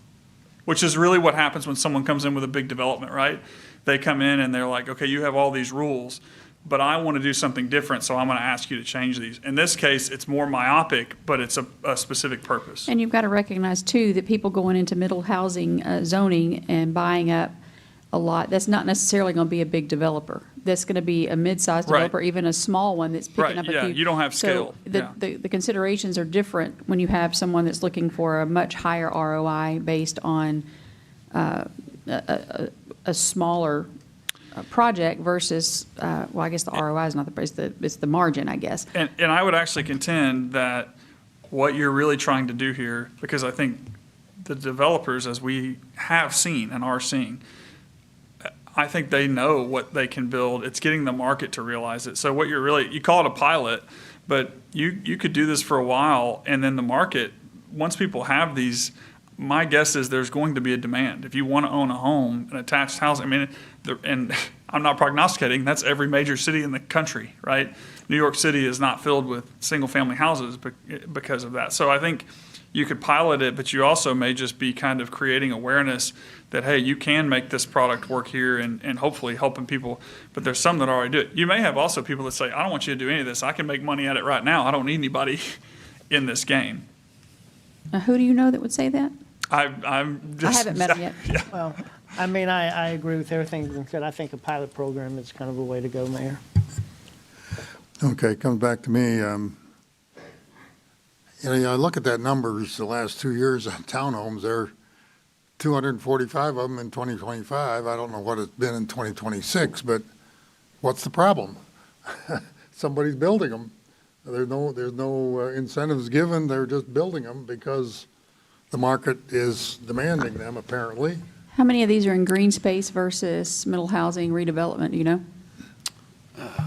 That's probably about 50-50, honestly. So I would say, again, and I have sat down with the two people in this room, we've had conversations about this. A lot of the biggest concern is entitlements. And so getting the land entitled to do the thing they're wanting to do is one of the biggest hurdles that they talk about, and that's why you'll hear something later tonight. But when we did middle housing, and we did that for them, and not just for developers or big stream developers, but anybody could have that, it really opened up the ability, and we have seen a number of one-off things come in. I mean, there's probably been a dozen projects. One of them has been 78 units, but there's been a dozen that have been, 4, 5, 6 units that have come in over time because we proactively went out as a city. We made these areas middle housing. That's one thing I think David mentioned the Housing Action Plan is currently doing, is trying to find some other locations. The townhouse as a standalone zoning district actually isn't really that old when we talk about the livelihood of zonings in the city. And forever, we've had greenfield development. We've had the ability, we were annexing, we were growing. It was really, really easy to just go out there and print single-family homes. We don't have that flexibility or that growth opportunity anymore as a city. And so middle housing is really teed off where it allows you all these different ranges of products. And what we're really seeing is townhouse products being built because it does give them a better margin or a better ROI on what they're investing in. And so I do see that number growing just as we project through the years. But there also is a lag. When you talk about the pilot program, like City Manager Woods mentioned, the first high-rise in Northgate was built in 2018, and what you're seeing out there right now didn't happen until today, right? And so it can take a little bit. Someone's got to go do the proof of concept. Hopefully the stuff happening on Richards and Sterling right now with 78 units redeveloping in middle housing, starting from the ground up and tearing it down and starting over again. Hopefully that is a catalyst for the city, and that allows people to realize, kind of like the City Manager said, that this is a market that you can do and you can be successful here. And so I think you will see that grow, but certainly it is council's purview to say, hey, we want you to bring more of this and do this over the single-family detached. You even see Greens Prairie Reserve, right? Not too long ago, developer came in and said, hey, I want to do more townhouse products in my development, and they went through the entitlement process. And they will tell you that that was a difficult process for them to go through. And so that entitlement piece is huge for them on the front end, but so can these incentives can help them point you in the right direction that do this over that type of thing. I would say, and I don't want to call it the problem, Mayor, but I would say, because I think the market is addressing it and does most times. And whether cities should do any of this or not is really a council question, right? Right. But when people say like, well, why do you own land, that you're trying to make commercial or industrial? As a city, we have reasons that we say we do that, right? Well, because it could all be filled in this way, but we feel like there's value here. I think really what this is we have a finite amount of land. And some of the answer forever has been, well, just go get bigger and annex more or do these things. But not only from a pure land perspective, but from a state perspective, the way that they are on our budgets and the way things are going right now, you're not going to be able to afford as a city to do that. I mean, I've explained that to you. So I think what you're doing here is saying, knowing that, and with a finite amount of land, if we are, and we want to see more units, if that's what the council wants, then this is a way to incentivize more units on the land that we have, Right. more than the market would deliver on its own. Yeah, my question was not to diminish the idea that we need to do more. I've said for years, density is our future. We're not going to be annexing large acreages for a suburban sprawl. And frankly, the legislature is going to keep focusing on smaller and smaller lot sizes that the city has to be able to provide. I think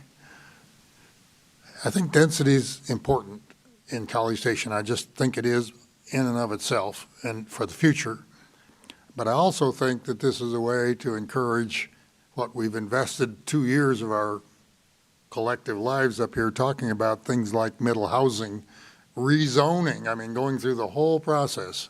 Now, and that's where I think if you want to talk about geography, that's the geography that we ought to be targeting. However, I think you get back to the idea that a lot of this is going to be investor-owned properties. Yeah, they'll be owned, but they'll be investor-owned. They won't be homesteaded.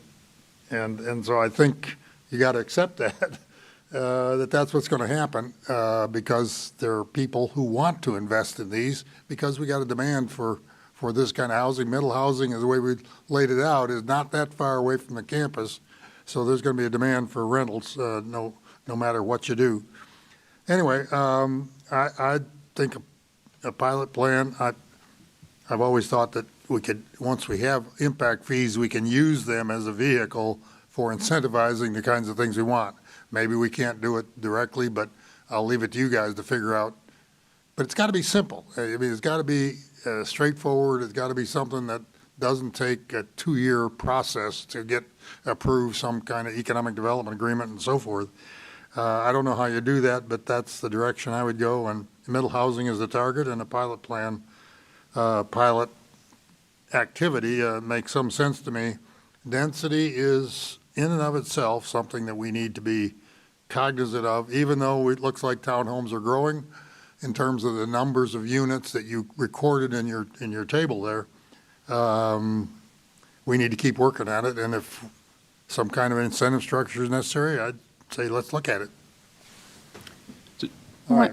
One last comment. I very much appreciate middle housing being the natural spot for this to go, but there are pockets around where if somebody meets a so many unit per acre criteria, they should be considered too. Right. Because if you're building those south of town or in an area that's not middle housing, then to your point there, those are probably the ones that are more likely to consistently be owned by individuals, because the farther you get away from campus, the more opportunity, you would have for owner occupied. Mm-hmm. So I wouldn't limit it to just middle housing. I would put that density criteria in and let market take care of it. I'll agree with your comment.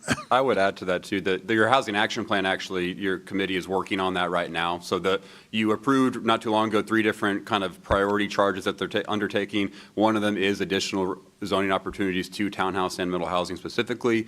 And so that is looking, the mayor's exactly right. When we did it the first go around, it was more about kind of centroid around the university. They're looking at other areas, and so that'll be hard questions, honestly, for the council in the future, because it'll be areas that abut some sensitive areas or some more standardized single-family homes south of town with residents near it.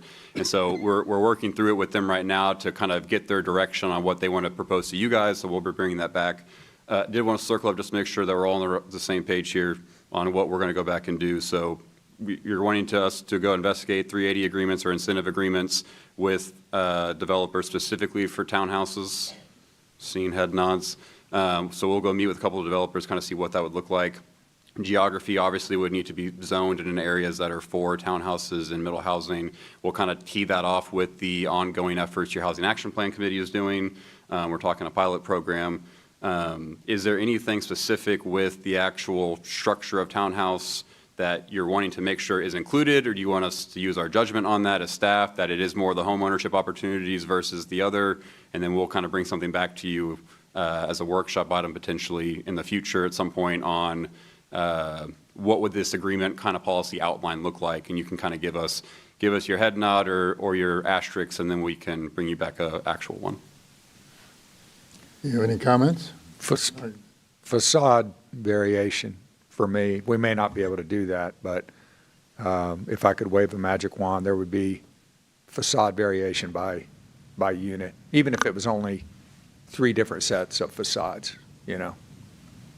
And we actually can do that. So unlike other things with natural NRAs, when we start talking about development agreements, it's an agreement, right? So if they want to get something from you, the council, you can get something from them, the developer. Okay. Any further guidance and direction? You're not really comfortable because it's still a pretty open It's good enough for us. dialogue. We'll make it work. You got, okay. We Great. got it. Thank you. Appreciate the presentation. Thank you, David. Looks like we had Anthony doing half the work up here, but that's okay. They want you to attack. Moving on to items 9.1 and 9.2. This is the regular agenda we're on to now. Mr. Jeff Howell's coming forward. Wally, as I'm opening both 9.1, which is the land use change, and 9.2, if the land use change is adopted, then the rezoning, which is 9.2, it takes effect to be debated. So I'm going to open both of these same time. Staff's going to make a presentation. We'll ask questions. Applicant can speak. And then we'll have an open hearing for both items, and then we'll vote on each item separately. So 9.1, for the record, is a public hearing, presentation, discussion, possible action regarding an ordinance amending the comprehensive plan, future land use, and character map from general commercial to urban residential for approximately 7.2 acres, generally located on Harvey Mitchell Parkway South and between Dartmouth Street and Earl Rudder Freeway South. That's the land use change. Then 9.2 is a public hearing, presentation, discussion, possible action regarding an ordinance amending Appendix A, UDO, Article 4, zoning district, Section 4.2, official zoning map of the Code of Ordinances, City College Station, Texas, by changing the zoning district boundaries from GC general commercial to O and OV corridor overlay to MF multifamily, 7.2 acres, and NAP natural areas protected, 0.829 acres, for approximately 8.029 acres, generally located on Harvey Mitchell Parkway South between Dartmouth Street and Earl Rudder Freeway South. A rather long mouthful, but maybe that set things up for Mr. Howell. He can make the presentation for staff, and we'll go around and have questions after that. Thank you. Thank you. Good evening, Mayor and City Council. Jeff Howell with the Planning and Development Services Department. As was mentioned, tonight's request is for 2 separate items on approximately 8 acres of land generally located on Harvey Mitchell Parkway South between Dartmouth Street and Earl Rudder Freeway South. As you can see from the aerial, the subject property is currently vacant. Tonight's first request is to change the comprehensive plan future land use designation from general commercial to urban residential for about a 7.2 acre portion of the subject property. The urban residential land use designation is appropriate for a range of high-density multifamily and attached residential development in various forms. And so in conjunction with this, the applicant is requesting to rezone an 8 acre portion of the property from GC general commercial and OV corridor overlay to MF multifamily and NAP natural areas protected. The MF multifamily is for the 7.2 acre portion, and the NAP is, as was mentioned, 0.829 acres. The applicant is proposing a multifamily development, which would not be allowed on a property that is zoned general commercial. The applicant is also requesting the rezoning to NAP for a portion of the property to correct an error in the original zoning map. The applicant is also requesting the removal of the corridor overlay on the entire property. Staff believes the proposal to amend this portion of the property entirely to urban residential, as well as to rezone it entirely to multifamily, is not compatible with the character of the area nor previous efforts of the city, as there is no preservation of the commercial corridor of Harvey Mitchell Parkway South. In 2016 and 2017, as part of a citywide initiative, over 100 acres were rezoned to commercial throughout the city to preserve potential sites for future commercial development. Around that same time, an interlocal agreement with the county was entered into to stimulate commercial activity as it relates to the Dartmouth Street extension. Also related to that street extension, a development agreement was entered into with the property owner, at which time there was an indication that this property would include some commercial development. Staff has received 6 phone calls in opposition to these requests with concerns over drainage, flooding, and the removal of trees. With that, staff is recommending denial of the amendment to the future land use designation and the rezoning request. These items were heard at the June 18th Planning and Zoning Commission meeting, where it was voted 4-2 to recommend approval. And that concludes my presentation, and I'm happy to answer any questions, as is the applicant. Okay, you have before you the proposal on the land use change. Let's start with questions. Mr. White, do you have a question? I just And have a we'll go this question. way. Can No, you start. You start. P&Z, you said 4-2 with approval of your recommendation No. or with approval of the developer's recommendation? With approval of the developer. of the request. Recommending approval of the Okay, yes. rezoning request. I've researched this pretty extensively, and I support the developer. Comment? Questions? I don't have any questions. Questions? Jeff, what was the zoning prior to the general commercial with the corridor overlay? It was PMUD, it was planned mixed use, and then it was rezoned. This property and the adjacent property to the left, that's multifamily, that was rezoned as part of that. The multifamily was originally general suburban and office, and this portion that was general commercial was that PMUD, and then it rezoned to make that split. Okay, so there could have been multifamily under mixed use, correct? Right, they could have done that as Okay. part of it. And did we originate the change to general commercial, or was that something that was originated by the owner? I believe it was done by the owner. It's the same owner that's want to take it back to where kind of it was before? I believe so, yeah, and that was around that same time as that 2017 development agreement and interlocal agreement, all that kind of happened around that same time. Okay, thank you. Why the recommendation against? I mean, I thought the whole new urbanism thing was housing in office in general commercial and kind of a blended city in broad strokes. Why recommend against? So in this instance, with the, first with the comprehensive plan designation, as you can see on the opposite side of Harvey Mitchell, it does create a corridor. This is in the planning area for the Harvey Mitchell corridor.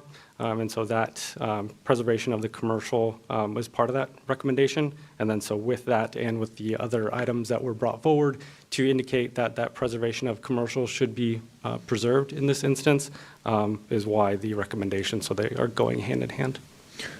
I appreciate that, and I don't like voting against staff, but I'm going to support this one. I mean, if I continue on Harvey Mitchell and I get to that greenfield on the other side of Texas, we've got a future apartment complex going in there next to commercial development. So, yeah, it doesn't look like a bad fit to me as I look at it. You got a protected area between Crystal Park Plaza.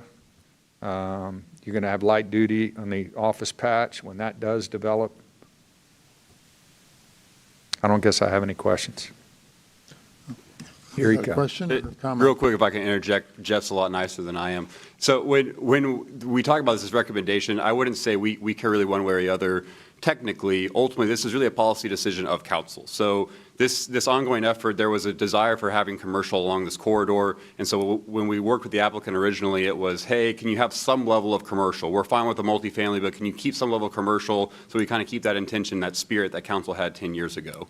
And they didn't want to do that, so we said, okay, from what we have as staff, there was policy done in 2016, there was 2 agreements with the county and with this developer even. There has been ongoing direction from the city council to say this should be used as commercial. So from that vantage point, our recommendation more or less was more of denial. And so ultimately, this isn't, I wouldn't say this is staff trying to say that they think this is a bad product, this is a bad development. This is us saying that council direction for a decade has been it should be X, and we were trying to preserve that X by get the rest of what we think is an appropriate use here, but we just weren't able to get there at a staff level. That's fair. Thank you. Mr. Shafer? Okay, I had, Mr. Armstrong, maybe it's best to ask you this question, or it's really a reflection on the history that you made reference to.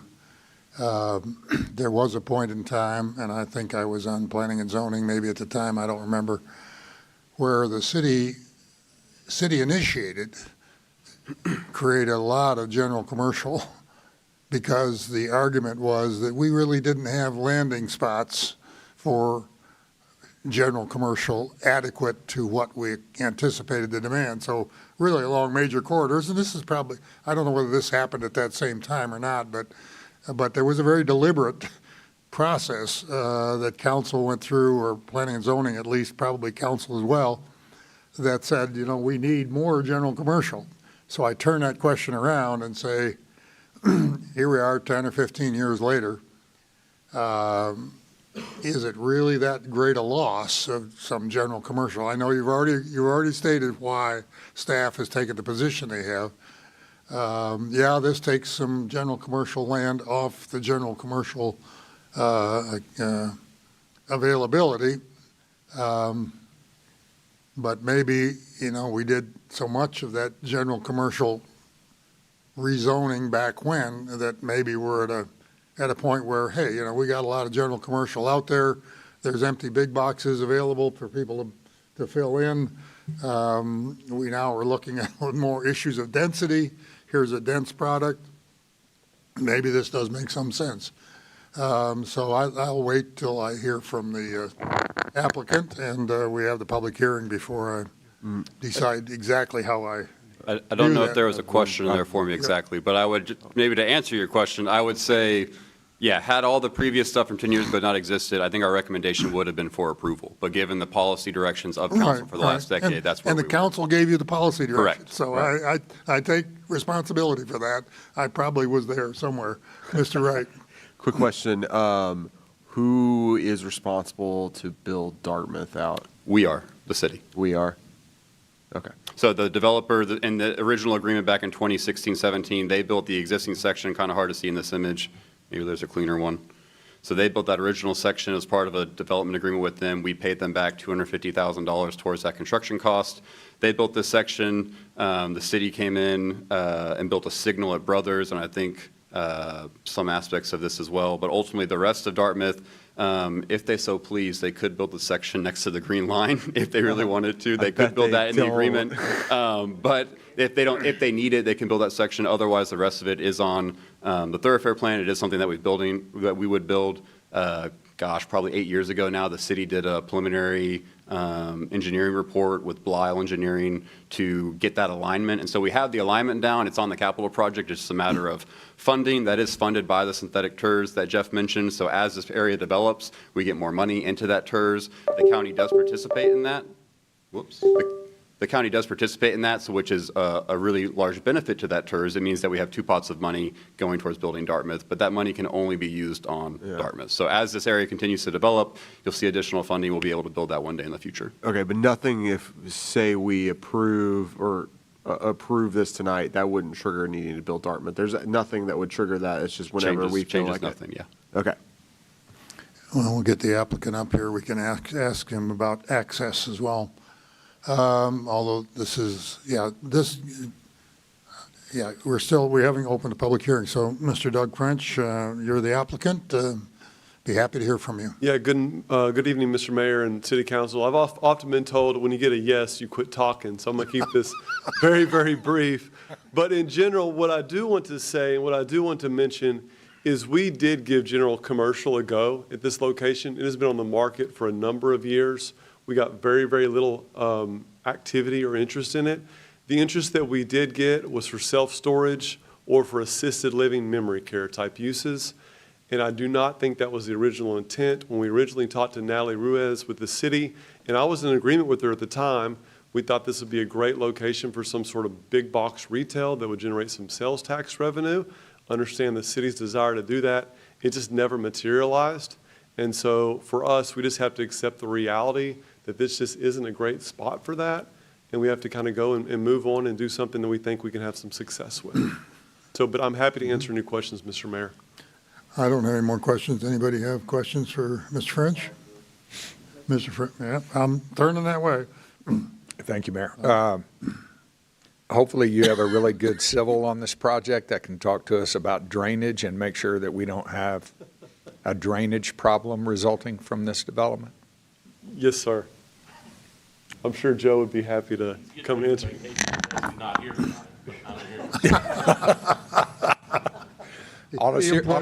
We can confirm that any development, including this one, no matter how it's zoned, will have to conform to the city's development standards, including drainage, which means they will cause no downstream impacts. Thank you. That answers my question perfectly. Any other questions for Ms. French? Thank you very much. I appreciate you being here. Thank you for y'all's time. Thank you very much, and we'll see how it goes. Let's see, open public hearing. There was a gentleman here earlier. Is he still here, Mr. Shutt? He left. He left. Was this the item he wanted to speak to, or was it? It was, okay. Well, he started to make a statement, but it was not at the right place, so we can't accept that statement at this time. Anybody else? I open the public hearing. Is there anyone wishes to speak to the council on items 9.1 or 9.2? Seeing none, I'll close the public hearing, and we are going to vote on each item separately. One is the land use, as I talked about, and the other one is the zoning. It's before you on the map. So the chair will open up the floor for discussion. If you're ready to make a motion, I'll entertain a motion. Mayor? This is on 9.1. Just wanted to add comment. I attended the P&Z meeting on this item, and there were folks who spoke at the P&Z meeting, and the opposition all comes around concerns about drainage, and the same answer was given then that, well, commercial is not necessarily, I mean, not one type of development is not likely to contribute more or less drainage, and our drainage regulations would apply to whatever development occurred there. And, you know, so just so you know, the sentiment from the public that I heard was primarily about the drainage. It was not about the land use. Mm-hmm. So the gentleman that was here probably, he said he's representing residents. Yeah. Well, there aren't any residents downhill from there except across Earl Rudder. Or downstream. Downstream, yes. So that was the concern. And people have contacted us as well on that. And just to speak for the record, that gentleman did actually submit pictures as well. There were pictures behind Crystal Park Plaza, just to speak for the citizens, because I speak for both. He did submit images. It was about drainage. He lives in the neighborhood that abuts. You can kind of see it in the bottom right in the general suburban area. They had some concerns, same thing with drainage, but hopefully we can address their concerns as the development continues on. Mayor, I'd move approval if you're taking motions. I'll second. There were some photographs I noticed in that attachment, but it's kind of hard to sort through. Yeah, Mr. David Shutt. Yeah, we do have photographs. It isn't much of a written statement, but we do have that here if anybody wishes to consider that. Any other comments? Chair will entertain a motion on 9.1, which is a request to change the land use to urban residential. Do you have a motion from me, Mayor? And a second from me. Okay, I have a motion and a second. You got that recorded down there? Okay. Any further discussion? You wish to speak to your motion or not? Okay. All those in favor of the motion regarding the change in the future land use for this property signify by saying aye and raise your hand. Aye. Aye. Opposed? The motion carries 7-0. So now we can move to 9.2, which is the change in the zoning from general commercial and OV overlay to MF multifamily and NAP natural areas protected, as shown on the map there. Any further discussion, or shall we just go ahead? Move approval. Got a motion and a second to approve the rezoning. Before you vote, do we want to ask them about their opinion on the development process in the city of College Station? No, I think the gentleman said if he's getting a yes, he doesn't want to talk anymore. But I would trust that staff has got this guy's phone number, and they're part of that dialogue. Those things are in the background. I'm sure that gentleman will be very much involved in helping the city find a way forward on the density question. So we have motion and second on the floor. If there's no further discussion, all those in favor say aye. Aye. Opposed? Motion carries unanimously. So we've approved both of those items. And we move on. Thank you very much for being here, and thank you to staff for making the presentation. We move on to item 9.3, which again is this time Gabriel. Gabriel Schrum will be here. Let me read the statement. This is a public hearing, presentation, discussion, possible action regarding an ordinance amending Appendix A, UDO Article 6, Use Regulations, Section 6.3C, Use Table, and Section 6.4.AC, Vehicular Sales, Rental, Repair, and Service of the Code of Ordinances of the City of College Station, Texas, by amending certain sections relating to use requirements and specific standards for vehicular sales within the Wolf Pen Creek WPC district. Mr. Schrum. Thank you, Mayor. Good evening, council members. Gabriel Schrum, Planning and Development Services. This evening's item is an ordinance amendment to Section 6.3C, the types of use and use table, and Section 6.4AC, specific use standards relating to vehicular sales, rental, repair, and service within the Wolf Pen Creek zoning district. This amendment does come from direction with our economic development team and the end users of this subject use. This is something that has been done in the past, both proactively and reactively, to update our use table and to provide allowances of these certain uses in the appropriate zoning districts. This subject amendment affects Article 6 in the UDO, impacting the sections for the use table and the specific use standards. The use table in the UDO specifies uses that are permitted in the different zoning districts. I'm just going to spend a second here on this slide. You can see the different zoning districts at the top and the uses on the left side of the screen. The sections with the P, like where you can see where that blue circle is, are uses that are permitted by right in those zoning districts. And then the P star, is the red circle, are uses that are permitted by right, both additional subject-specific use standards. Branching off that P star, this is our specific use standards section, and that outlines additional standards that must be fulfilled for the use to be allowed in these different districts, and a couple examples of some of those uses. The ordinance amendment before you all tonight is for the use table and specific use standards that I previously went over and that are kind of provided on this current slide. To summarize, before I show that actual language, the amendment will first modify the use table, adding vehicular sales, rental, repair, and service as an allowed use in the Wolf Pen Creek zoning district with specific use standards. It will then modify the specific use standards section to have additional language for the use, particularly in the Wolf Pen Creek zoning district. This would allow the use within an enclosed structure and provide an allowance of some outdoor display of inventory with these outlined standards. This slide has the use table pulled from the UDO, having the different zoning designations at the top and the type of uses on the left side of the row.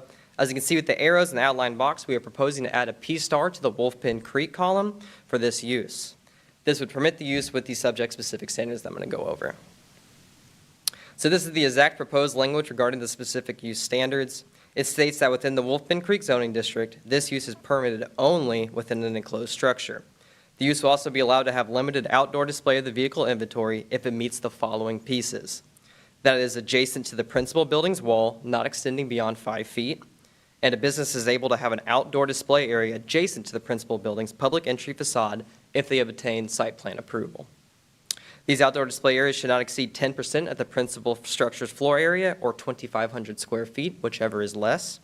And these display areas are not allowed to block windows, entrances, or exits, and cannot restrict vehicular or pedestrian circulation, access, or parking. In conclusion, staff does recommend approval of this ordinance amendment as it will be aligned, as it's an appropriate use and aligned with our comprehensive plan's goal of a prosperous, diversified economy. This item was heard at the June 18th Planning and Zoning Commission meeting, where they voted 5-1 against the recommendation of approval, stating that this use is not appropriate in the character of Wolf Pen Creek. That does conclude my presentation. I'm happy to answer any questions at this time. Could you explain to me at least, a little bit more of how you came to those, what do you call it, the standards? The details, the 5 feet from the wall, the 10% of the interior, or 2,500 square foot, which is whatever's less, all of that. Yeah, so with something such as outdoor storage or display of these items, it's actually another specific use standard. We took some of that language, modified it a bit to see if it was applicable in this case, and we felt it would be, especially in the sense that this use is not necessarily automobiles, it's more the micromobility and some of those pieces. So for instance, the 5 feet part, and then having the idea for this obtaining site plan approval for some of the outdoor display areas, we're able to look at that as staff whenever it comes in through the site plan to see if, that area would be appropriate. Is it screened enough? Does it have all these kind of elements involved? There are several other places in town where we have similar limitations on outdoor display, which, just in my observation over the last decade or two, we've seen a bit of a creep. That's really a code enforcement issue, I assume. If somebody files a complaint, then code enforcement's required to take a look at it. Right. And I won't name the properties, but I know of two in particular that I don't believe are living anywhere inside that requirement. I'm concerned that nobody ever checks these things. Now, I do like the idea that it'd be very hard for somebody to put a automobile dealership in that same spot or anywhere in Wolf Pen Creek and try to keep within 5 feet of the back wall and all of that sort of thing for outdoor display, because I don't think that's what we would want. But I am concerned about, even though we put some tight restriction on it, or what might be by this body considered to be tight restriction, that doesn't last for that long, and pretty soon you see the whole parking lot filled up with vehicles that are micromobility, but are for sale. And I think what you're trying to do is limit that. Is that correct? Absolutely, and that's some of the language we have in here. It speaks particularly to that, and I think the idea and the kind of concern was exactly that. Does the applicant understand this? I would say so. You would say so. So this has been negotiated with the applicant, or just staff has come up and said, okay, if you want to try to do this, this is how we would constrain you? Correct. I think it would be the latter there. I think we worked with the idea of, they have a certain use in mind. It's a little bit unique in the circumstance of what the inventory looks like. So we took some inspiration for some other uses and tried to apply it and modify it a bit to have that. You were at that meeting, you said? Now, I don't recall the discussion on this, and to me, a picture would help to see, or how would what we're looking at here compare to, say, the Harley Davidson, or something else that I can draw a parallel to think about what I'm looking at. Yeah. Are we approving just the language in the table, or are we approving a specific request for? So this would be the language in the table, and then that would be automatic then? If they meet the specific use standards, correct, yes. They'd be entitled by right as a permitted use in that zoning district. As would anybody else who came in. Correct. Yeah. Right, yeah, well, anybody in the whole district. Anybody who wants to sell this kind of vehicle, not necessarily in the city. entire district. So if we were, Where is the district? It's around, it's, Do you have a map of the outline of the Wolf Pond Creek District? I don't have it particularly. It's all the kind of adjacent lots to the Wolfpin Creek going from Texas down pretty much to Highway 6, Cavender pieces. Anthony can kind of talk through a little bit more what that boundary looks like. Yeah. That is something that was brought up during the commission meeting was, I know where it is, and I thought it was in the presentation, but not in your presentation. yeah. Anthony, can you describe the let's pull up a map and have a look at it, please. Can we look at? I don't think we have a Somebody map can of the somebody can presentation. pull up a Google map and show you. We can pull something, but yeah, I mean, Gabriel's right. It's directly, it's all the properties directly adjacent to Wolfpin Creek. So from Texas Avenue out to Highway 6, there's a handful along Harvey Road, and then it basically a lot of apartment complexes, things through there.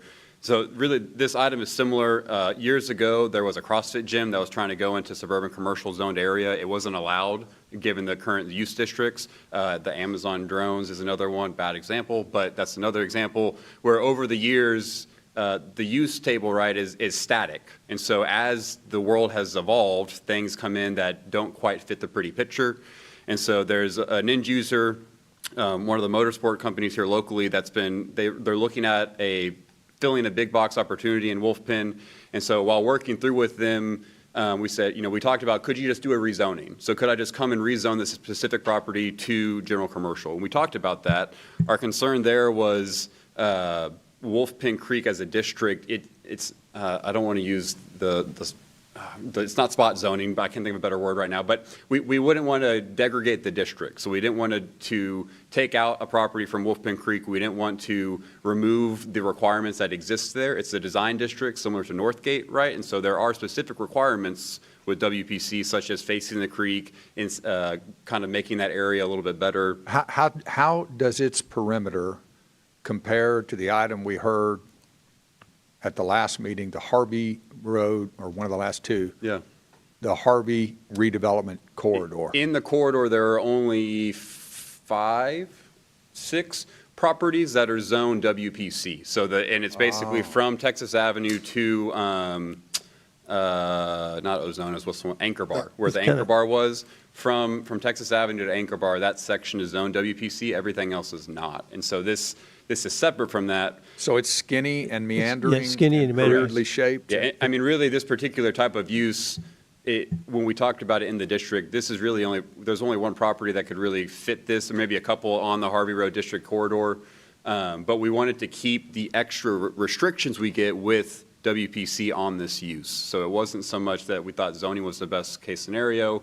Ultimately, you could think about this similar to like a Scoots. So Scoots down the way, right? A lot of their product is indoors. They have a small selection outdoor, probably because they can get stolen really easily compared to a car. And so this would be the same issue. We were concerned about having a lot of product, a lot of things out there lining the street, lining the parking lot. We don't want car dealerships in Wolfpin Creek District. That's not what we're looking for. And so we worked with economic development and then this potential end user and us as staff, and we worked through what we thought was a good compromise and really helped keep the integrity of the district and allowed us to keep those regulations as well. Do you have a site review process, or beyond this, They would have to site plan to show where the spaces they would want to have that outdoor product.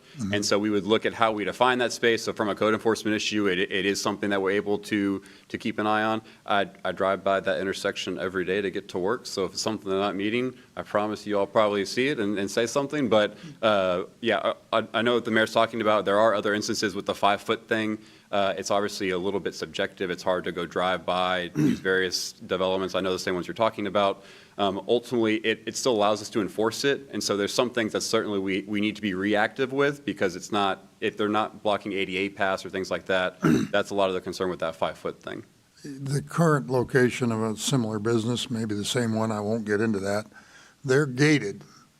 They have is this property going to have an iron fence and a gate all the way around it, or no. Can you control that? We can, and even with Wolfpin Creek specifically, actually, we could control it more. So there's more requirements than WPC with regards to how you face the creek, the openness to it, things like that, versus if it was just rezoned to flat GC, they could fence, in theory, they could fence a lot of the same things. Well, you take the Scoots place, which sells small micro-mobility vehicles. They bring them out, put them in every night, apparently. that they've got a legitimate security concern. Right. And this end user has said that same thing. That's their intent, is just to push product out there, not to keep it there around the clock. But if they did that, that was our concern. So we said, okay, hey, we're going to limit that even if you were just going to decide to do that, it's limited to an amount that's really no more than this 25% or 2,500 square feet. Staff is recommending this. We are. Yeah. And specifically this over rezoning because it allows us to keep the extra requirements from Wolfman Creek Design District. Well, I started out with questions, and I should have deferred to my colleagues to let them ask some questions. So I will, again, start with place one down there and see if you have questions for staff. Okay, so it also has vehicle sales rental. So I'm assuming they may rent micro-mobility devices to use on the trails connected to. Yeah, I mean, it's a Wolfman. general use piece. It's similar to scoots where, if they would like to go in and rent that automobile. Scooters and mopeds in the sense of going on trails would not be allowed. But it's more of just a general use that's already been defined in our UDO. Okay. What was P&Z's thought since they denied it 5-1? Yeah, so Commissioner Chalupka brought up a great point. He was on the Wolfman Creek corridor, I think, studying kind of the whole committee back then. And whenever they had this discussion overall at the commission meeting, they felt that this was not necessarily an appropriate use within the Wolfman Creek zoning district. They didn't feel it felt the character of the area or felt that need. Thank you. Yeah, I think it was, you were there at the meeting. I think it was just a general concern that they didn't see the need for this kind of a change. Yeah. Let me continue on, Ms. Mcllhaney. I think you asked the same questions I had. Okay. Mr. Yancy? Yeah, I say let them do business. Well, I appreciate that, Bob, but I have the same concerns that the P&Z, as a majority, I guess, had, which is, because I was around back in the day when this whole thing was planned, and I realize we've crept away from it in many ways, and we do that, as Anthony was pointing out, over time, things change. And I appreciate what you all go through as staff to work with people and try to make things fit the current conditions, et cetera. But philosophically, I completely disagree with this. I just think we ought to do what we can to keep automobiles and related, pieces out of the Wolfman Creek district, because it was absolutely not that in the beginning. So philosophically, I'm going to disagree. I'm going to go with the P&Z. Any other questions, comments? Let's see. I don't think I've had an open public meeting yet, have I? I don't think so. Okay, if there are no other questions, Chair will open the public meeting for this item. So the public meeting is open. Is there anyone who wishes to speak to council about this? Seeing none, I will close the public hearing and turn to the will of the council. Do I have a motion that anyone wishes to make on this? Move to approve. Mr. Yancy makes motion to approve. Do I second? Mr. White seconds it. Okay, so we have a motion and a second. Do you wish to speak to your motion? Yes, sir, I do. You've got a church there that is waning for whatever reason, or has already. Prior to that, I believe it was an office supply place, wasn't it? Yeah, merged. That for whatever reason went away. We lost Ozona on that corridor, albeit a entrepreneur that I really respect is looking at that property. We've had trouble along Harvey, and that's why we are looking at the redevelopment corridor. And here you've got a very successful business. I think it's a commercial corridor. I mean, it's got some beauty, definitely, and I don't want to disturb that. It's not like they're, destroying any trails or green space. It's already a parking lot and a building. So why not let these guys create jobs and create happy customers and sell product and maybe light up that corridor a little bit? That would be my opinion, Mayor. Thank you, Mr. White. Do you want to speak? Let me just, before we vote, I'm kind of torn on this one. And generally agree with everything that Mr. Yancy has said, but I do know that we do have a planning activity that's just beginning on that whole highway, and it seems to me that that corridor, I should say, I think it's called the Harvey Corridor, and this property is part of that planning process, and here we are making a decision about changing the approach to that particular piece of property that's right in the middle of all of this along there. So I'm kind of the mind in a way that we've got a planning process that's just kicking off, which talks about all these kinds of things and would consider this. So why are we jumping ahead and changing the requirements just on one piece of property? Although I understand why, because Mr. Yancy has very eloquently explained the logic from an economic development point of view, a going business that is located in the community that we'd like to keep in the community. And so we'll see after the vote how I vote. Okay, we have a motion and a second. All those in favor of the motion signify by saying aye and raise your hand. Aye. All those opposed? Pardon? My motion was to approve it. We have, keep your hands up. 1, 2, 3, 4. How many opposed? 3 opposed. So the motion carries 4-3. May I make a comment, Mayor? We didn't get to comment, just one comment. Oh, I'm sorry. No, if the reason I support this is because this is a technology, I really do think micromobility, and I know Dr. Shafer is a big proponent of it as well. I drive that every day. I live, not too far away, and based on the footprint that they're trying to, again, there just wasn't a place for it in the ordinance before. I don't know that it will in any way materially impact my ability to enjoy that area, and there's a lot of opportunities in that area to enjoy micromobility, so that's why I support it. Thank you very much. Appreciate the addition. I apologize not giving you time to comment. So the outcome is motion is 4-3 to approve the recommended change. So we can proceed from there, which ends our regular agenda. Moving on to item 10, items of community interest and the council calendar.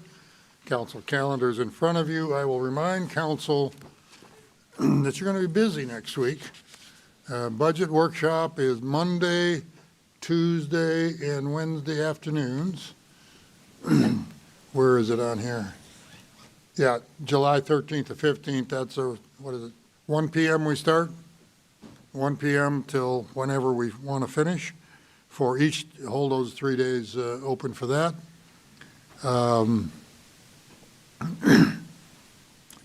Other items of community interest that anyone wants to, Mr. Wright, yes? I'll just briefly say, we all talked about the I Heart America celebration. That was wonderful. I had the pleasure to speak at the 19th annual Foxfire 4th of July parade, and it's amazing that's been going on for 19 years, so I just want to give a shout out to them, and it was an honor to go kind of start the parade, and I got to walk with them, so it was lovely. Very good. Yes, Mr. Yancy. I think this qualifies, Mayor, and hopefully you agree, as an item of community interest. Since before I was sworn in on this council, the city manager and his team have had a singular focus on achieving a AAA bond rating.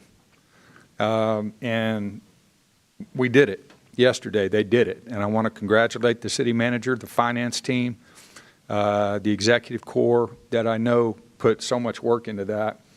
For the taxpayer, what does that mean? You're going to save 5 to 15 basis points on every bond issuance from now on, provided we keep that rating. And I know that now that we have it, everybody's going to fight to keep it. But it says more about our community for investors.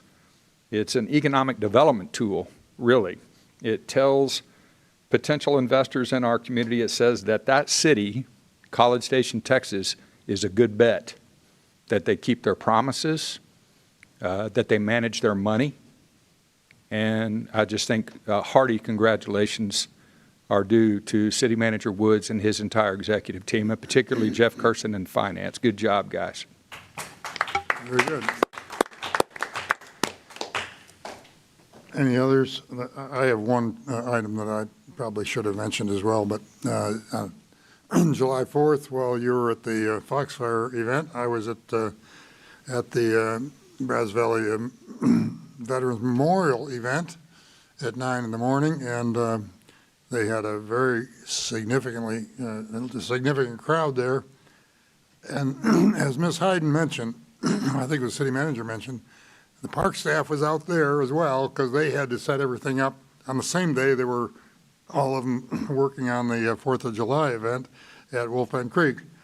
But I would invite you to, in addition to the formal presentation of the Declaration of Independence and the signing and all of that, they have two or three new things they've added, and there is the Declaration of Independence in a stone monument laid flat on the ground right there at the Revolutionary War exhibit.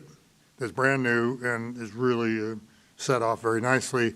But over at the War of 1812 exhibit, where they only had a statue of a sailor pulling a rope, they now have a nice vertical monument of a Revolutionary War period ship that was on Lake Champlain that has some ties to Texas A&M in that the wreck of that ship was recovered in part and brought here to the Nautical Archaeology group to examine and create some of that history. So there are some additional items they have incorporated in the Brazos Valley Memorial for veterans there. I invite you to go see it. It's definitely it's kind of a historic park in evolution. I mean, they're always adding some things to it. Mr. Smith. Yeah, just, it's not on your calendar here. I'm going to be throwing out the first pitch at the Bombers meeting on game. It's not they'll meet. Yeah. But on the 14th. So I'm looking forward to that. I hope you do a better job than I did. Well, we'll see. And frankly, I think there's a calendar invitation. There's 4 or 5 different nights, so anybody else that would like to do it. Okay, so just sign up through, I think, Celia. Councilman Smith, should all the patrons to the game that night wear their football helmets?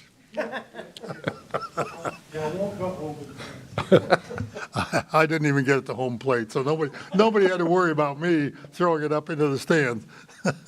All right.